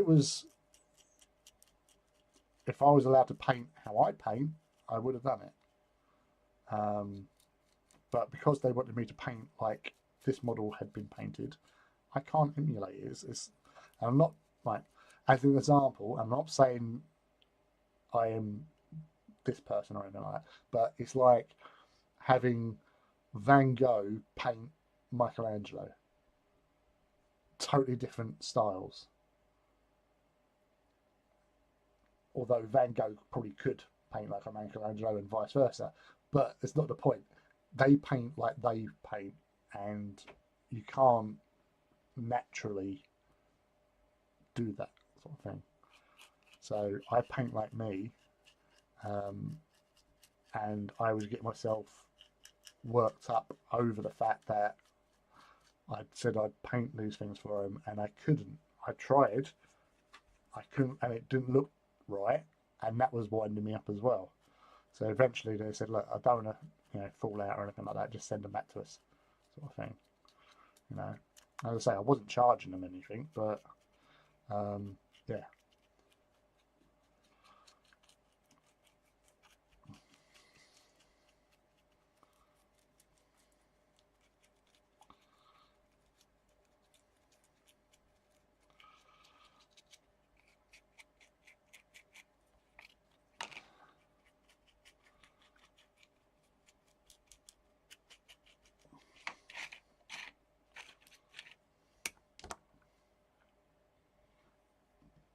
Gosh.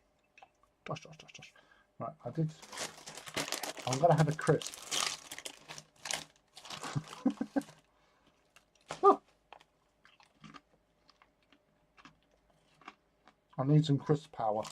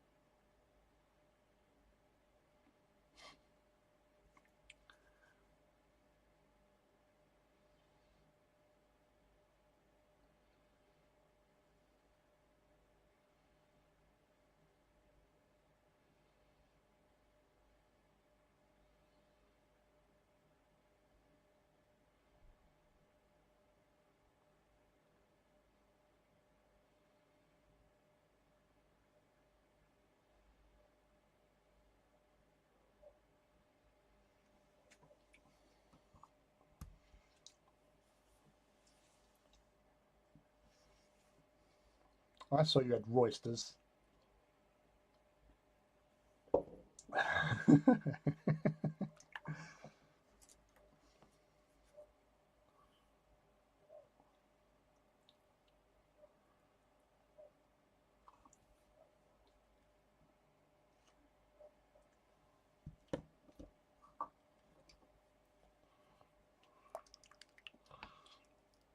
Right. So, getting into this part of the the paint. So, using Dawnstone Air, because I like a thin paint, this will be the basis for the armor plates, which it's hard to see when you've got grey as a base, but I can, so it's fine. So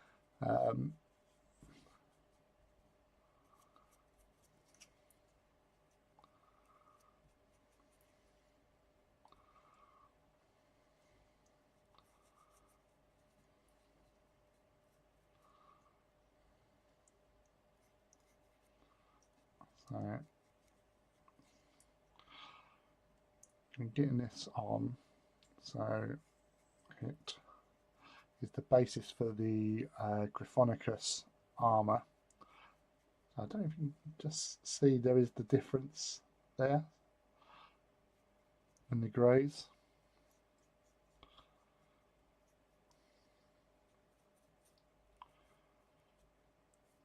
The trim will be in Liberator Gold. So that will help with breaking up of the colour.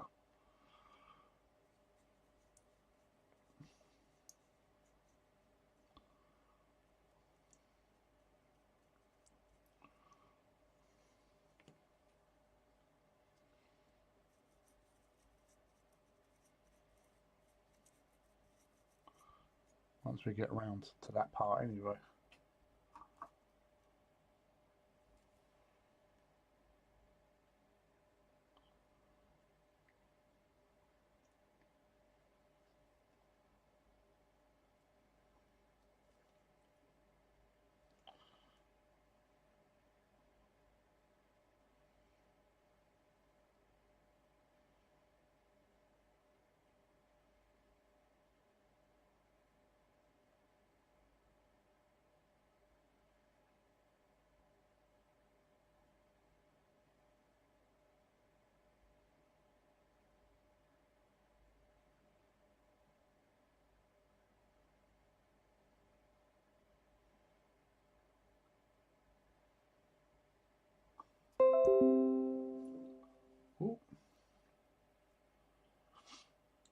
Is that I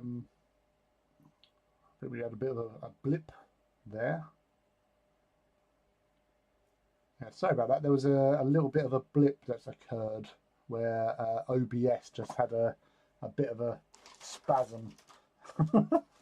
So I do apologise. I'll eat some crisps to make things better.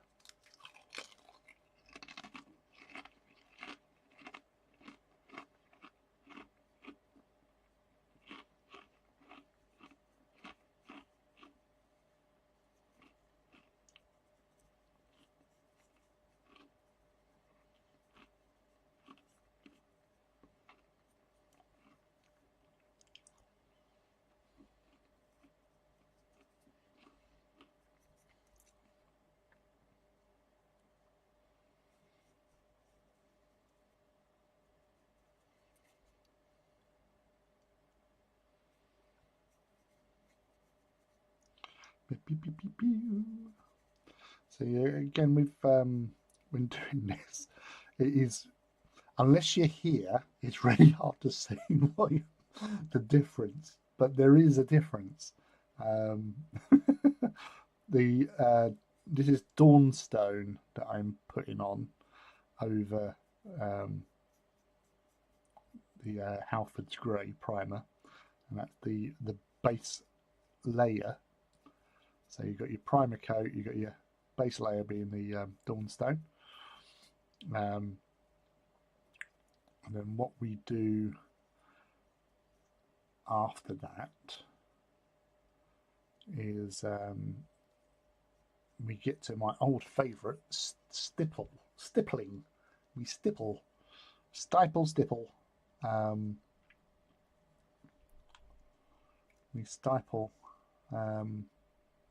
Oh, I've already painted that one.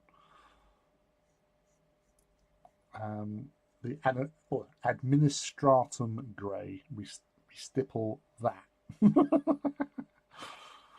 over the Dawnstone. So that will give you more depth to the actual. It's like the Emperor's New Clothes. Yeah, it's there really. Honest, Governor.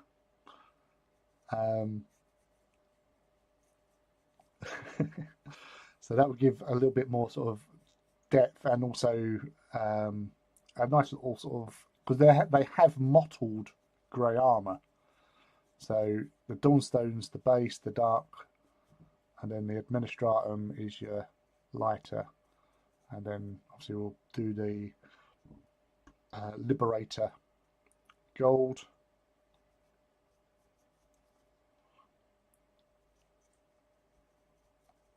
And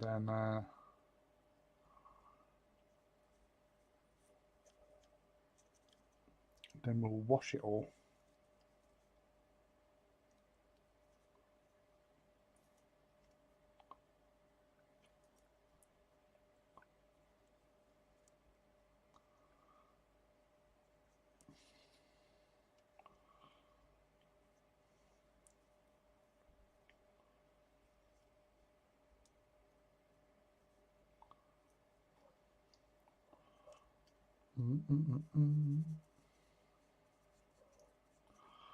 We've also got to do yellow. So the yellow would definitely stand out. So you've got that to look forward to.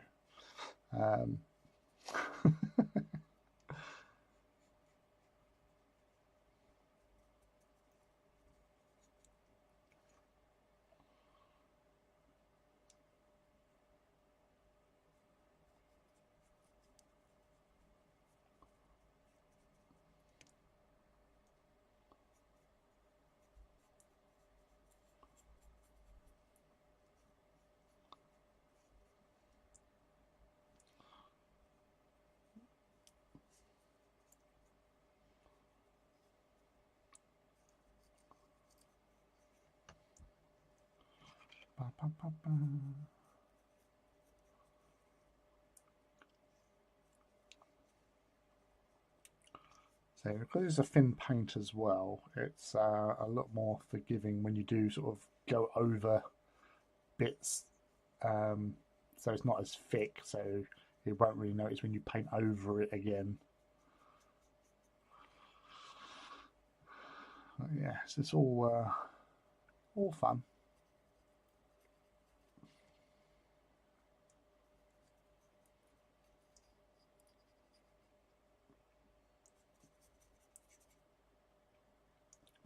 Let's get that going.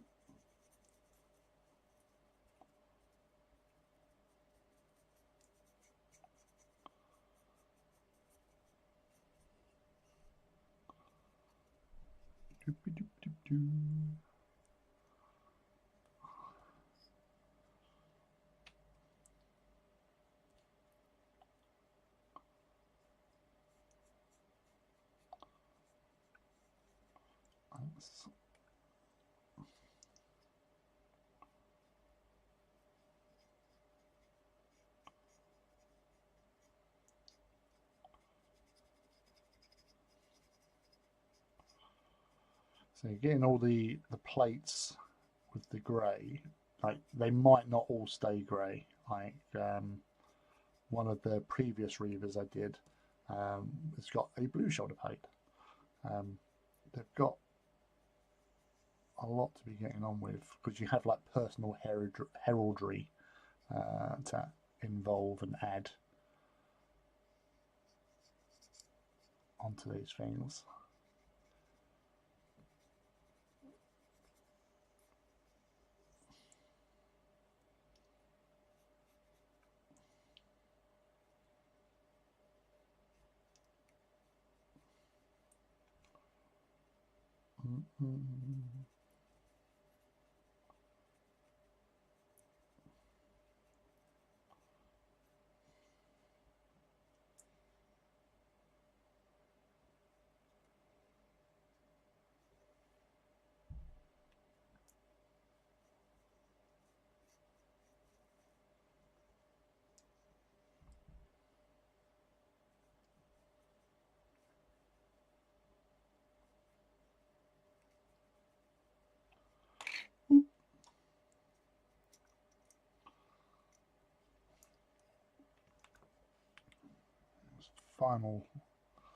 Final grey bits on the grey.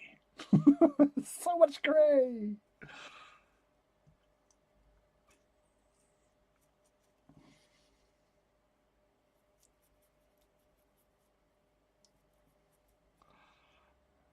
So much grey that you can't tell that's grey.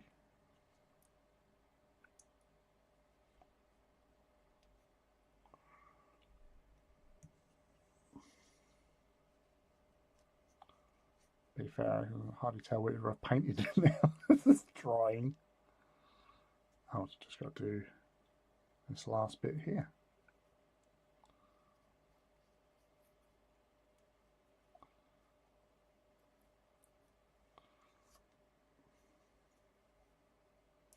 Shall we give his butt plate another go?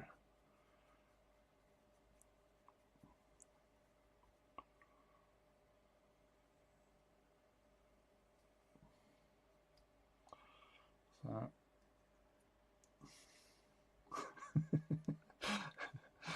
everyone's like, is he really painting something? I don't know if he is. It just looks like plastic. Yes, I have painted. I haven't painted this knee pad though.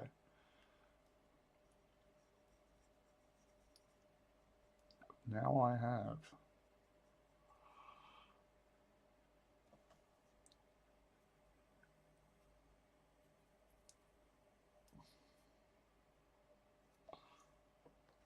Yes.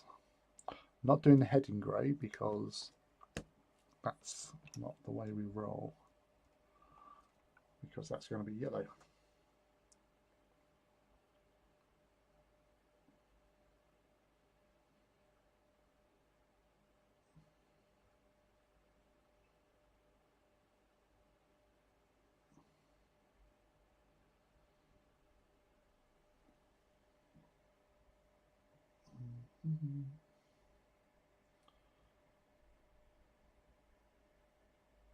So I was noticing some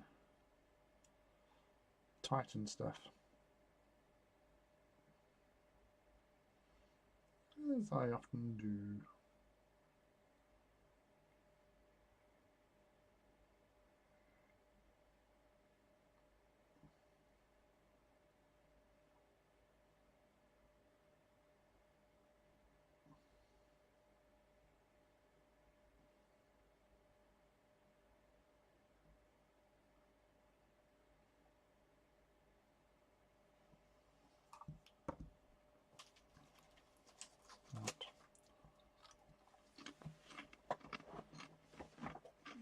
I need more salt and vinegar. It's definitely helping with the focus.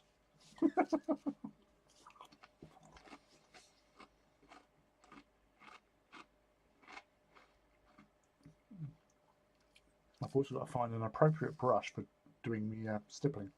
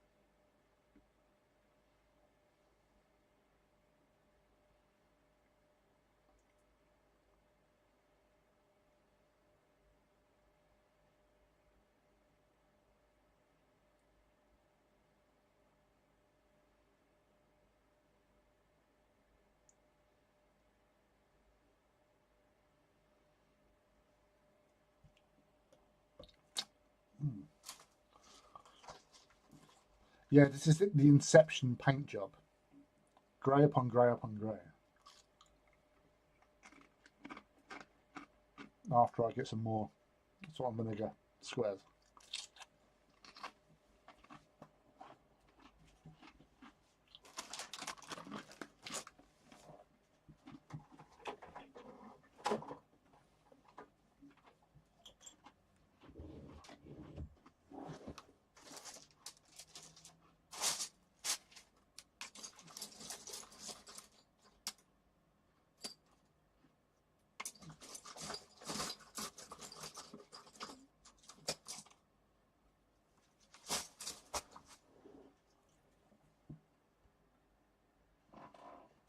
Mm-hmm.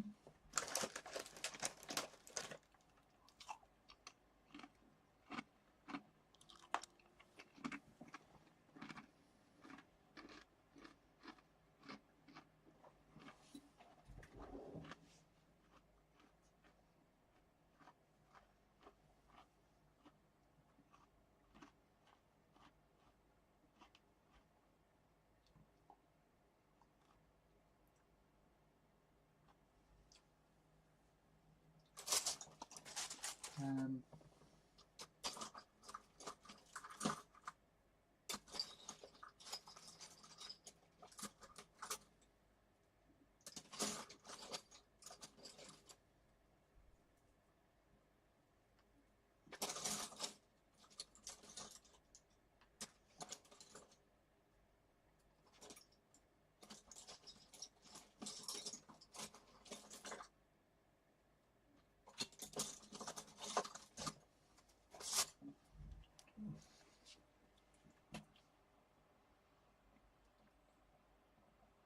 okay, full Inception.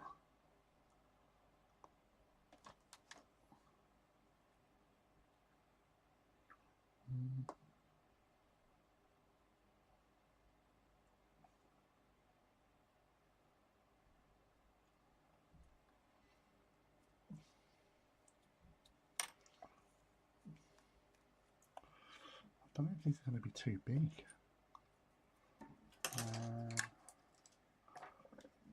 That's why I'm keeping pausing.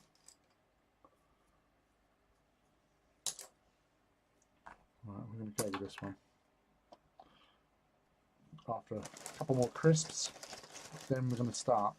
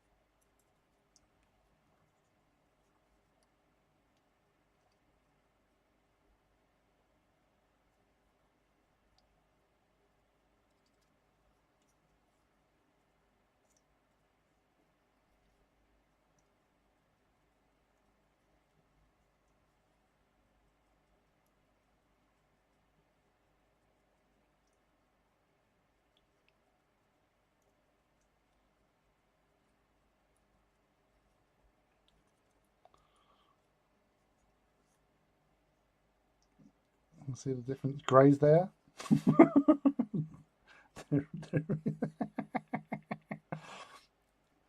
Yeah, we was on this bloke's live stream for like 3 hours, and it's just like he said he was painting, but I don't think he was. We can't confirm nor deny he actually put paint onto a brush and then onto the model. We just can't tell. It was all grey.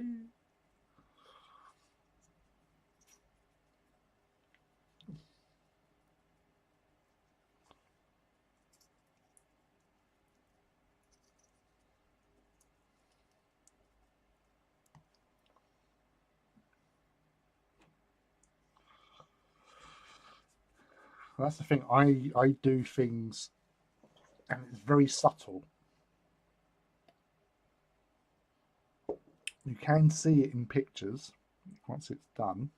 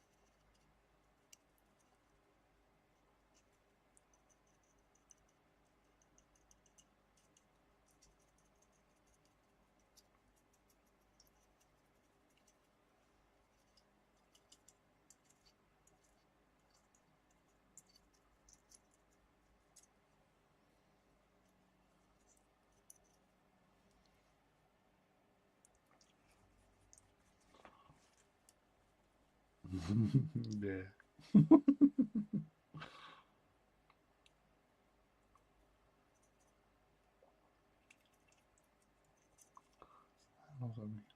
It's almost 2.5 hours of me not actually painting.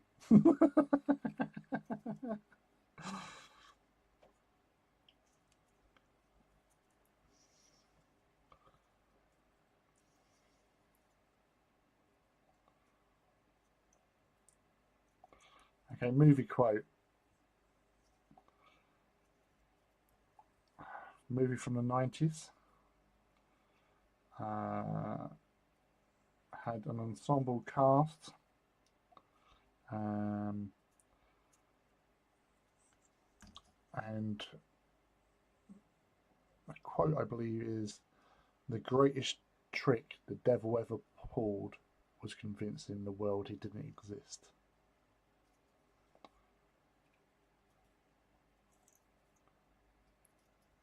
That's 10 awesome points up for grabs.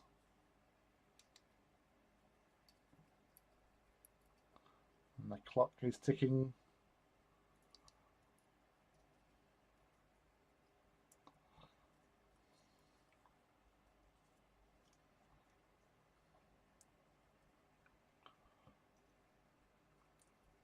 I'm sure Russell would have got it by now without the Google.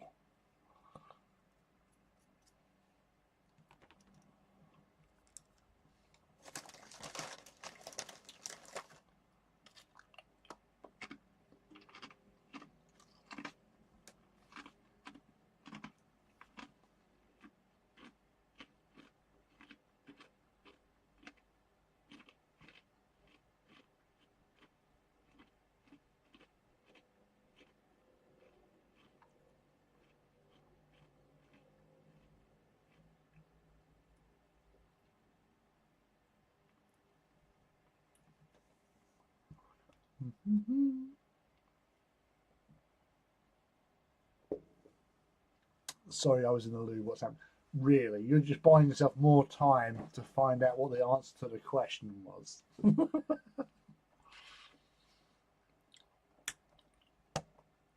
Devil's Advocate, good guess, not quite. So, Richard, the quote is from a movie from the 90s, had an ensemble cast, and it was a quite. It may not have done well in the box office, but it is a cult classic because of the story, the actors involved, and twists and stuff.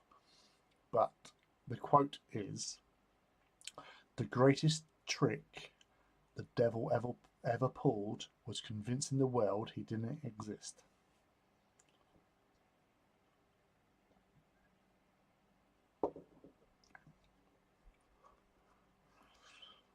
And added bonus, added clue, it's not anything to do with religion, this movie.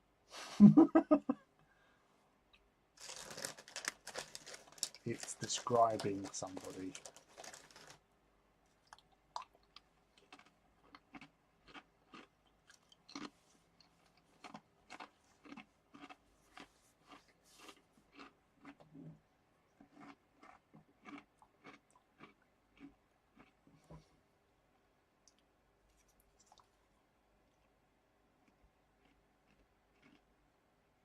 There is bottle in there.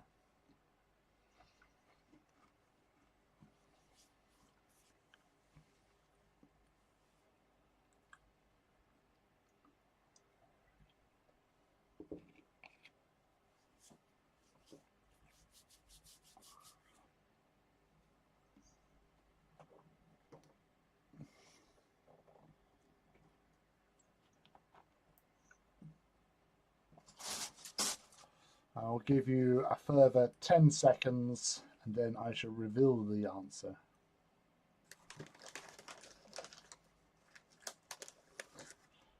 Can't remember the film.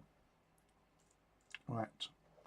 The character that says it was played by Kevin Spacey, and he played a character called Verbal Kint. And the film was The Usual Suspects.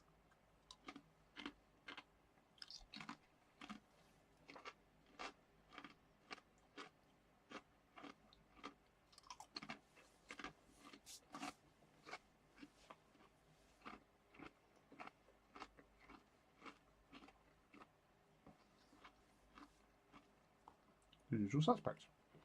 There. Sorry.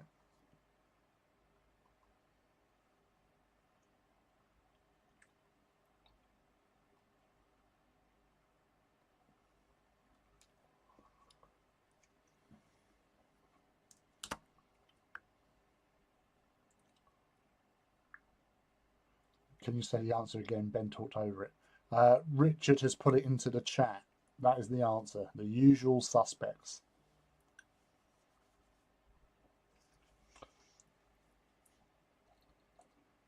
It's a scene where he's being asked about a chap by the name of Kaiser Soze. And he is basically talking to the police officer played by Chaz Palamitri, I think it was, and saying that how he's like a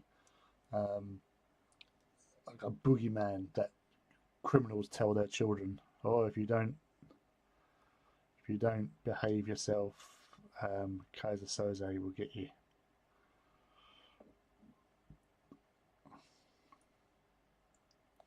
And that is a myth.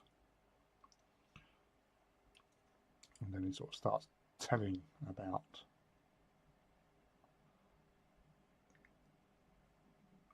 Kaiser Soze. Kaiser Soze.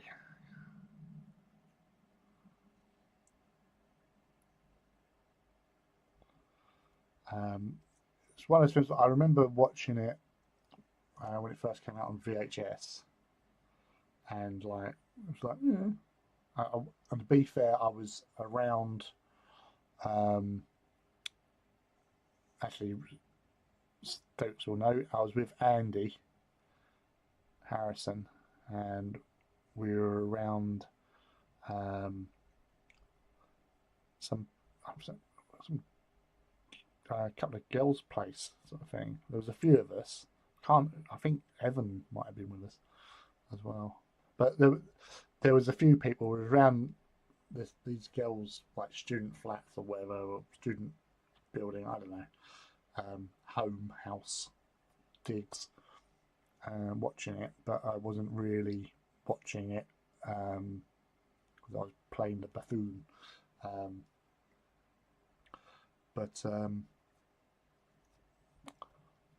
once I sort of watched it properly, I really got to enjoy it. A great story, well acted by all concerned.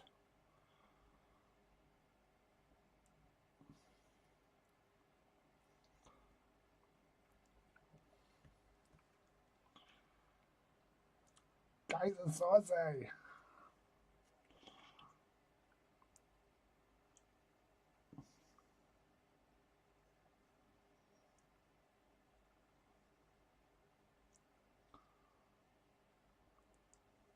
Definitely one of the best films of the 90s.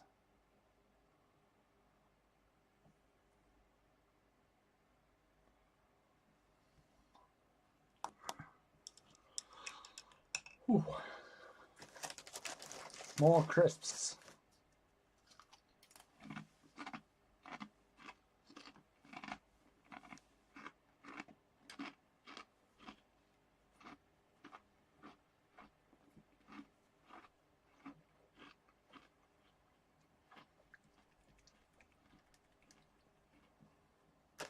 Booba shaker.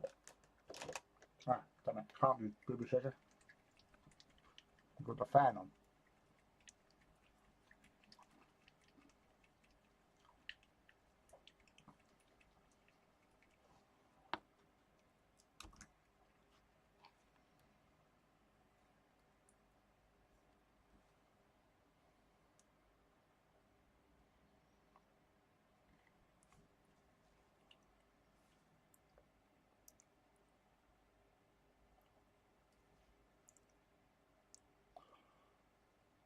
So again, you get some people that use like metallic sharpies.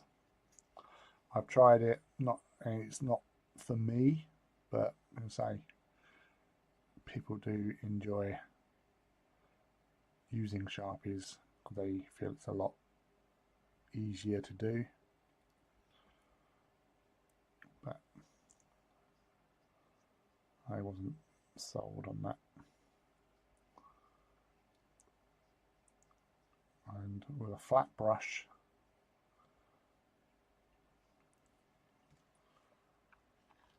you get the job done just as quickly.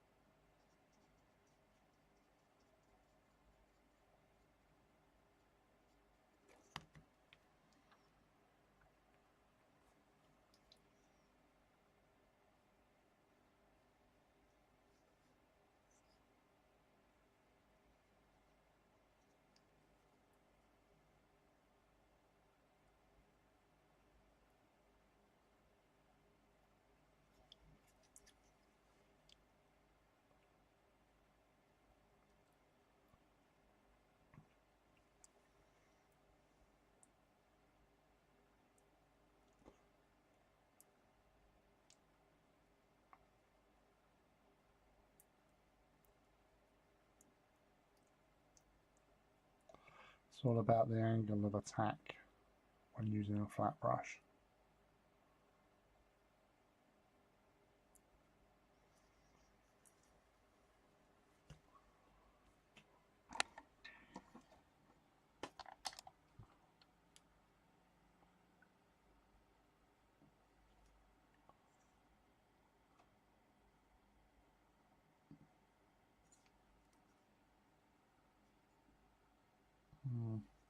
Well, it's working.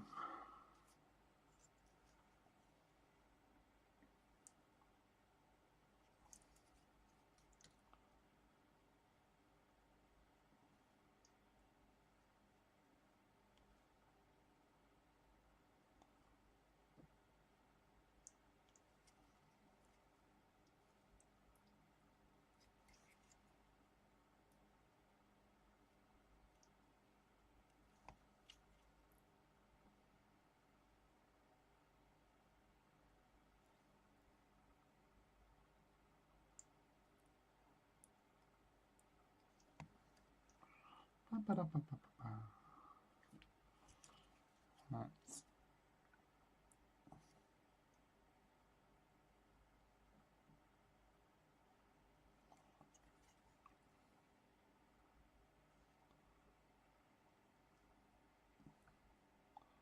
gets that on there.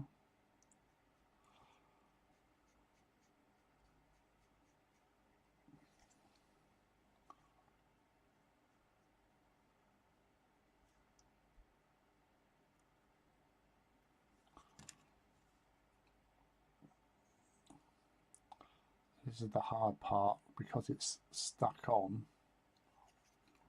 which it came this way. As I said, this was majority built. When you get to the bottom, you can do like the rear part's not a problem. It's the underneath part that's the problem. So you can't really get to it. So sometimes you just got to cut your losses.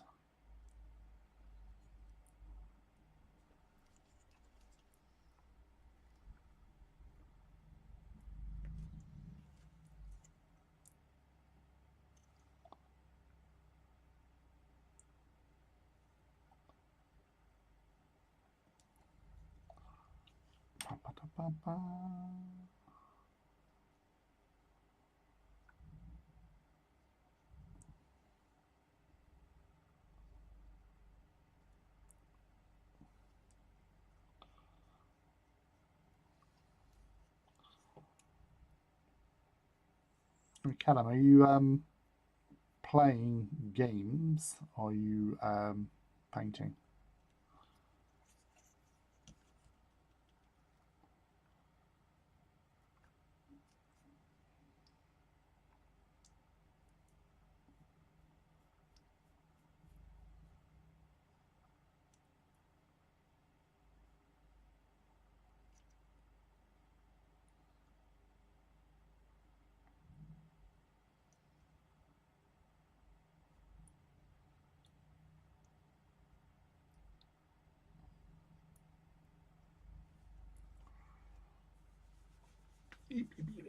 Itchy sides. Freshen that brush up a little bit. More crisps.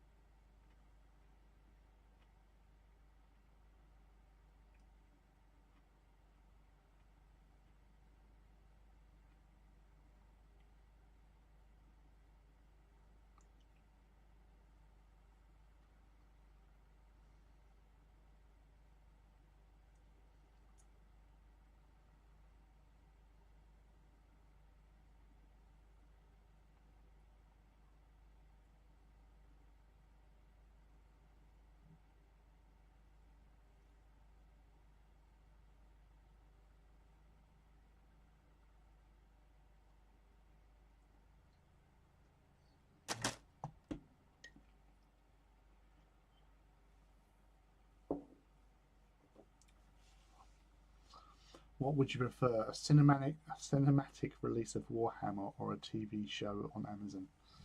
Um, Now, there's probably been a million and one discussions across many forums about Warhammer TV, or like a TV show or a film. I think it's too vast to just be sort of done in a movie. I think you would need to have something to, like a TV series, to bring people into the universe. And then you could do a movie, but it's also what they go with. Like, you can't just go straight in with doing Space Marines. My friend Brian Jenkins, some people know him, some people don't, but he sort of worked in like TV films and stuff like that. And we were having a chat about this one of the times I was around there. It was either early in the year or late last year, sort of thing.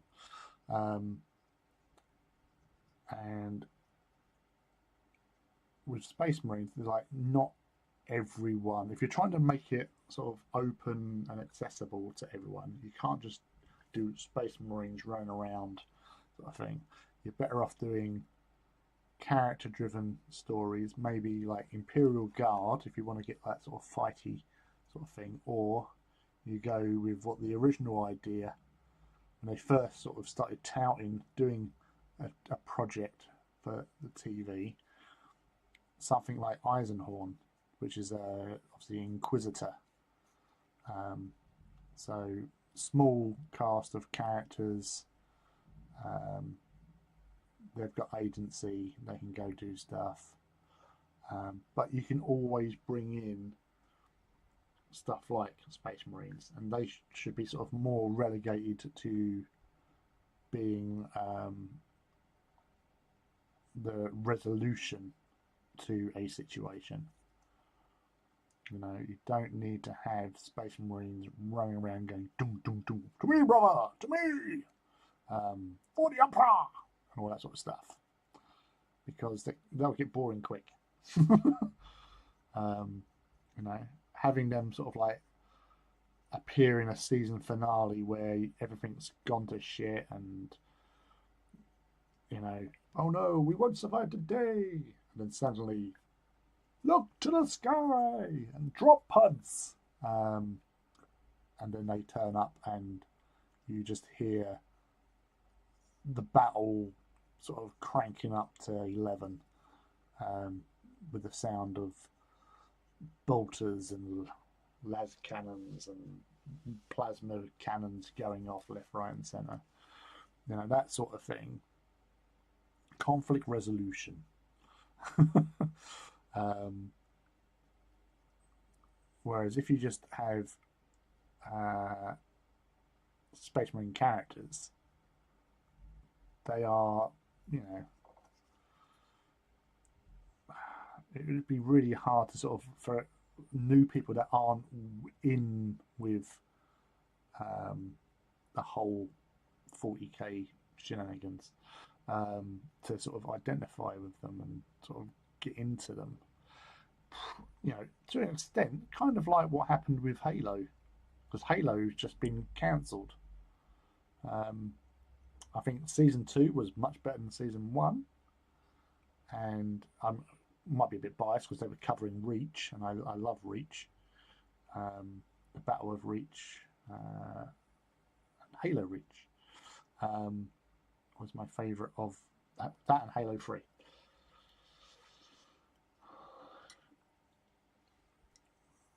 Well, the thing is, Foundation deviated from Asimov. And as we've seen with Star Wars, there's fans out there that don't like deviation from established lore and stuff like that. So having it like Foundation in that respect, maybe not. And again, it's like stuff like Game of Thrones did it. You didn't necessarily have to have big set piece battles. You can have the aftermath, of a battle. You know, it wasn't until later series where you saw um, um, like Battle of the Bastards. That didn't happen until like season 6. Um, there weren't many set piece battle scenes up until then. It was like, again, like you didn't see a lot of the battles that the North, when they were when the White Wall, Robb Stark was leading them, there weren't a lot of battles. You saw the aftermaths of them, or talking about the battles. You didn't actually see them. Um,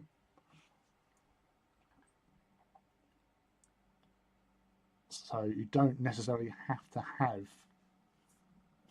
all these things in there. So it's got to be something that people can buy into, um, and relate to, because you can't relate to a space marine. They're unrelatable. They're not really human either. Well, they are, but they're not. Um, so it's hard to, when you're trying to get new people into a thing, you've got to have them able to relate. I'd like a Warhammer TV show that's a bit like Thomas Jones' character in The Expanse, an investigator looking into weird stuff that gets increasingly 40k until there is some kind of rebellion. And you're guessing what that rebellion is if you are a fan. Yeah. Well, they've started doing that with the books, haven't they? Like you've got the like detective sort of crime elements of Warhammer and 40k. Um, so they are delving into those other things, which helps sort of fill out the lore of that universe. And get to find about Arbites. But say, like, if you have a Inquisitor character, that would be probably the easiest. It's a small cast, an inquisitorial warband like Eisenhorns, going around doing what they do. And Eisenhorn is by far one of the most relatable sort of inquisitorial characters compared to some, and having that sort of stable point to work from, you can then introduce other things. And like you say, like you can have their investigation into something, and like so many times before, and in so many different stories where it starts off investigating one thing and it turns out to be something completely different.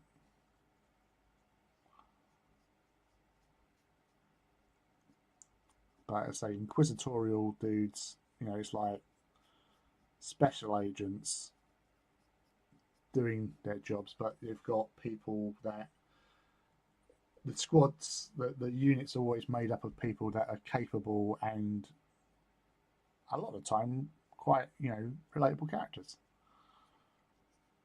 which is what you want.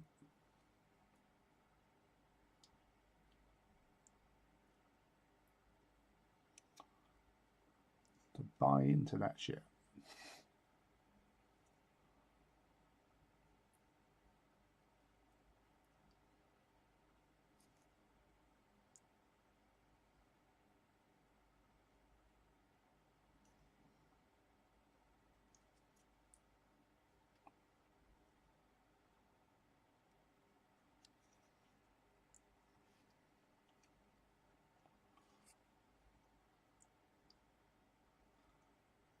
And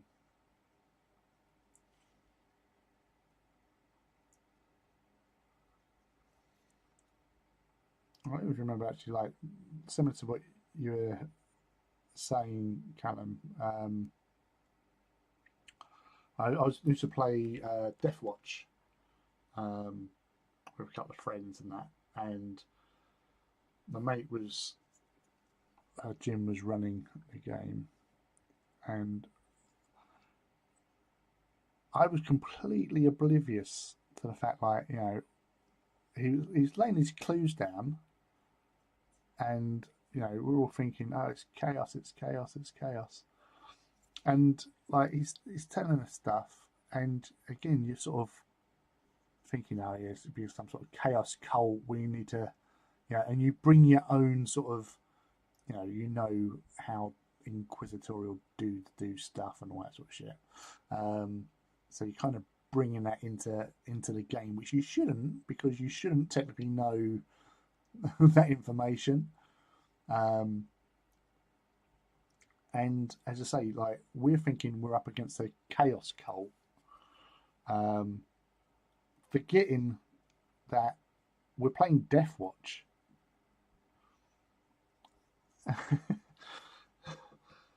So basically, it turns out it wasn't a chaos cult; it was a gene stealer cult, and he said it in quite blatant, because like all the people we're dealing with, they're all like bald, and like you just never sort of really realised or clicked that they're all bald.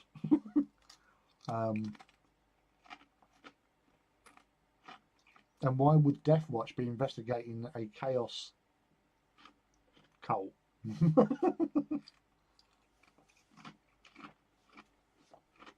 So when that sort of like was sort of like, yeah, you know, it's gene stealers, you go, what? And then it sort of all clicks, oh yeah, we wouldn't be up against fucking chaos. We're here to investigate Xenos stuff, not fucking chaos stuff. We was all distracted by the bolters, basically. That's what I'm saying.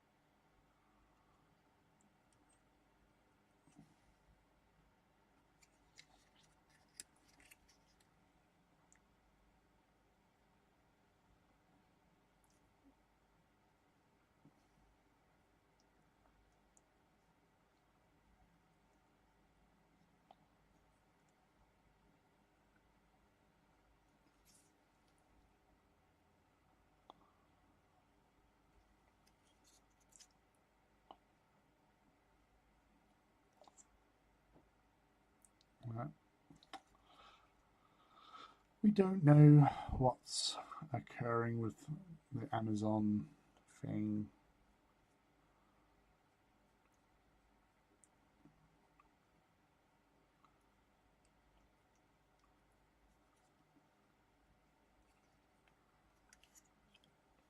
I'm sure we'll find out.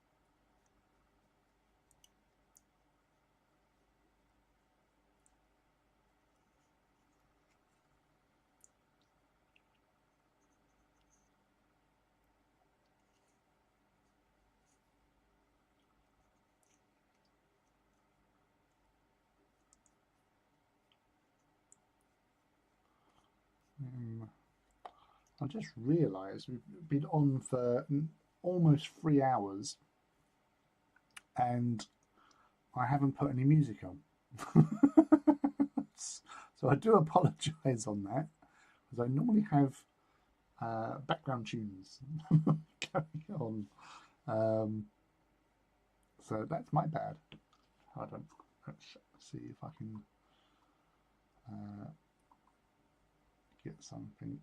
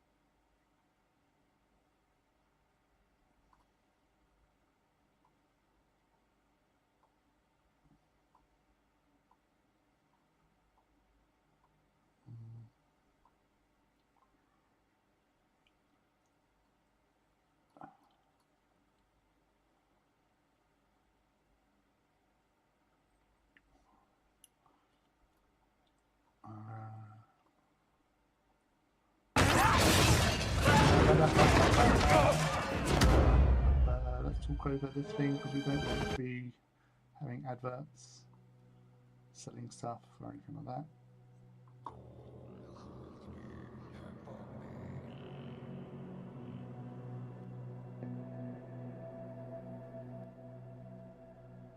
Yeah. Some background tunage.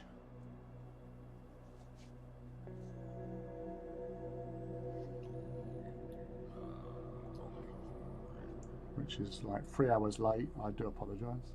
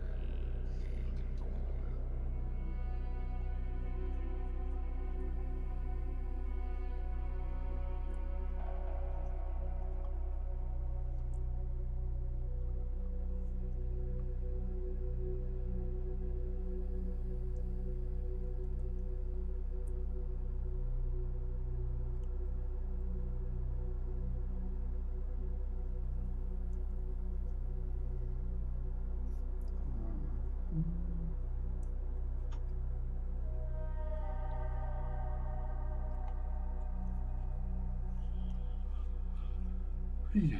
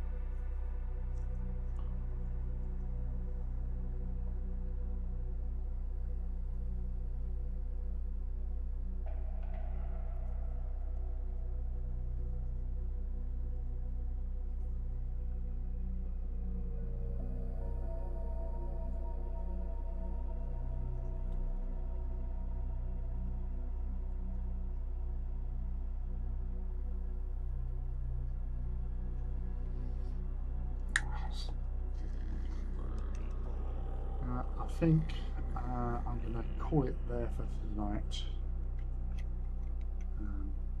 My eyes are a little bit heavy. I don't think the hobby fuel helps, but it helps me in other ways. So I'll what's the day? Saturday, yeah. So Night Reaver. So yeah, we'll be back on Wednesday night from 8 p.m. And as I said the other day, that weekend I'm away. I'm back again the following Wednesday for a stream, and then the following weekend I'm away again. So there will only be 2 streams in the next 2 weeks instead of the usual 4. But thank you for hanging out for a little while. I apologise for the lack of music, but it turned up in the end, just at the end, literally. But yeah, thank you. It's been a lovely time, and I've had enjoyment aplenty talking about Titans. I love them. I hope to see you all again soon. So until then, take care and have a great weekend, and I'll see you on Wednesday. Peace out, people.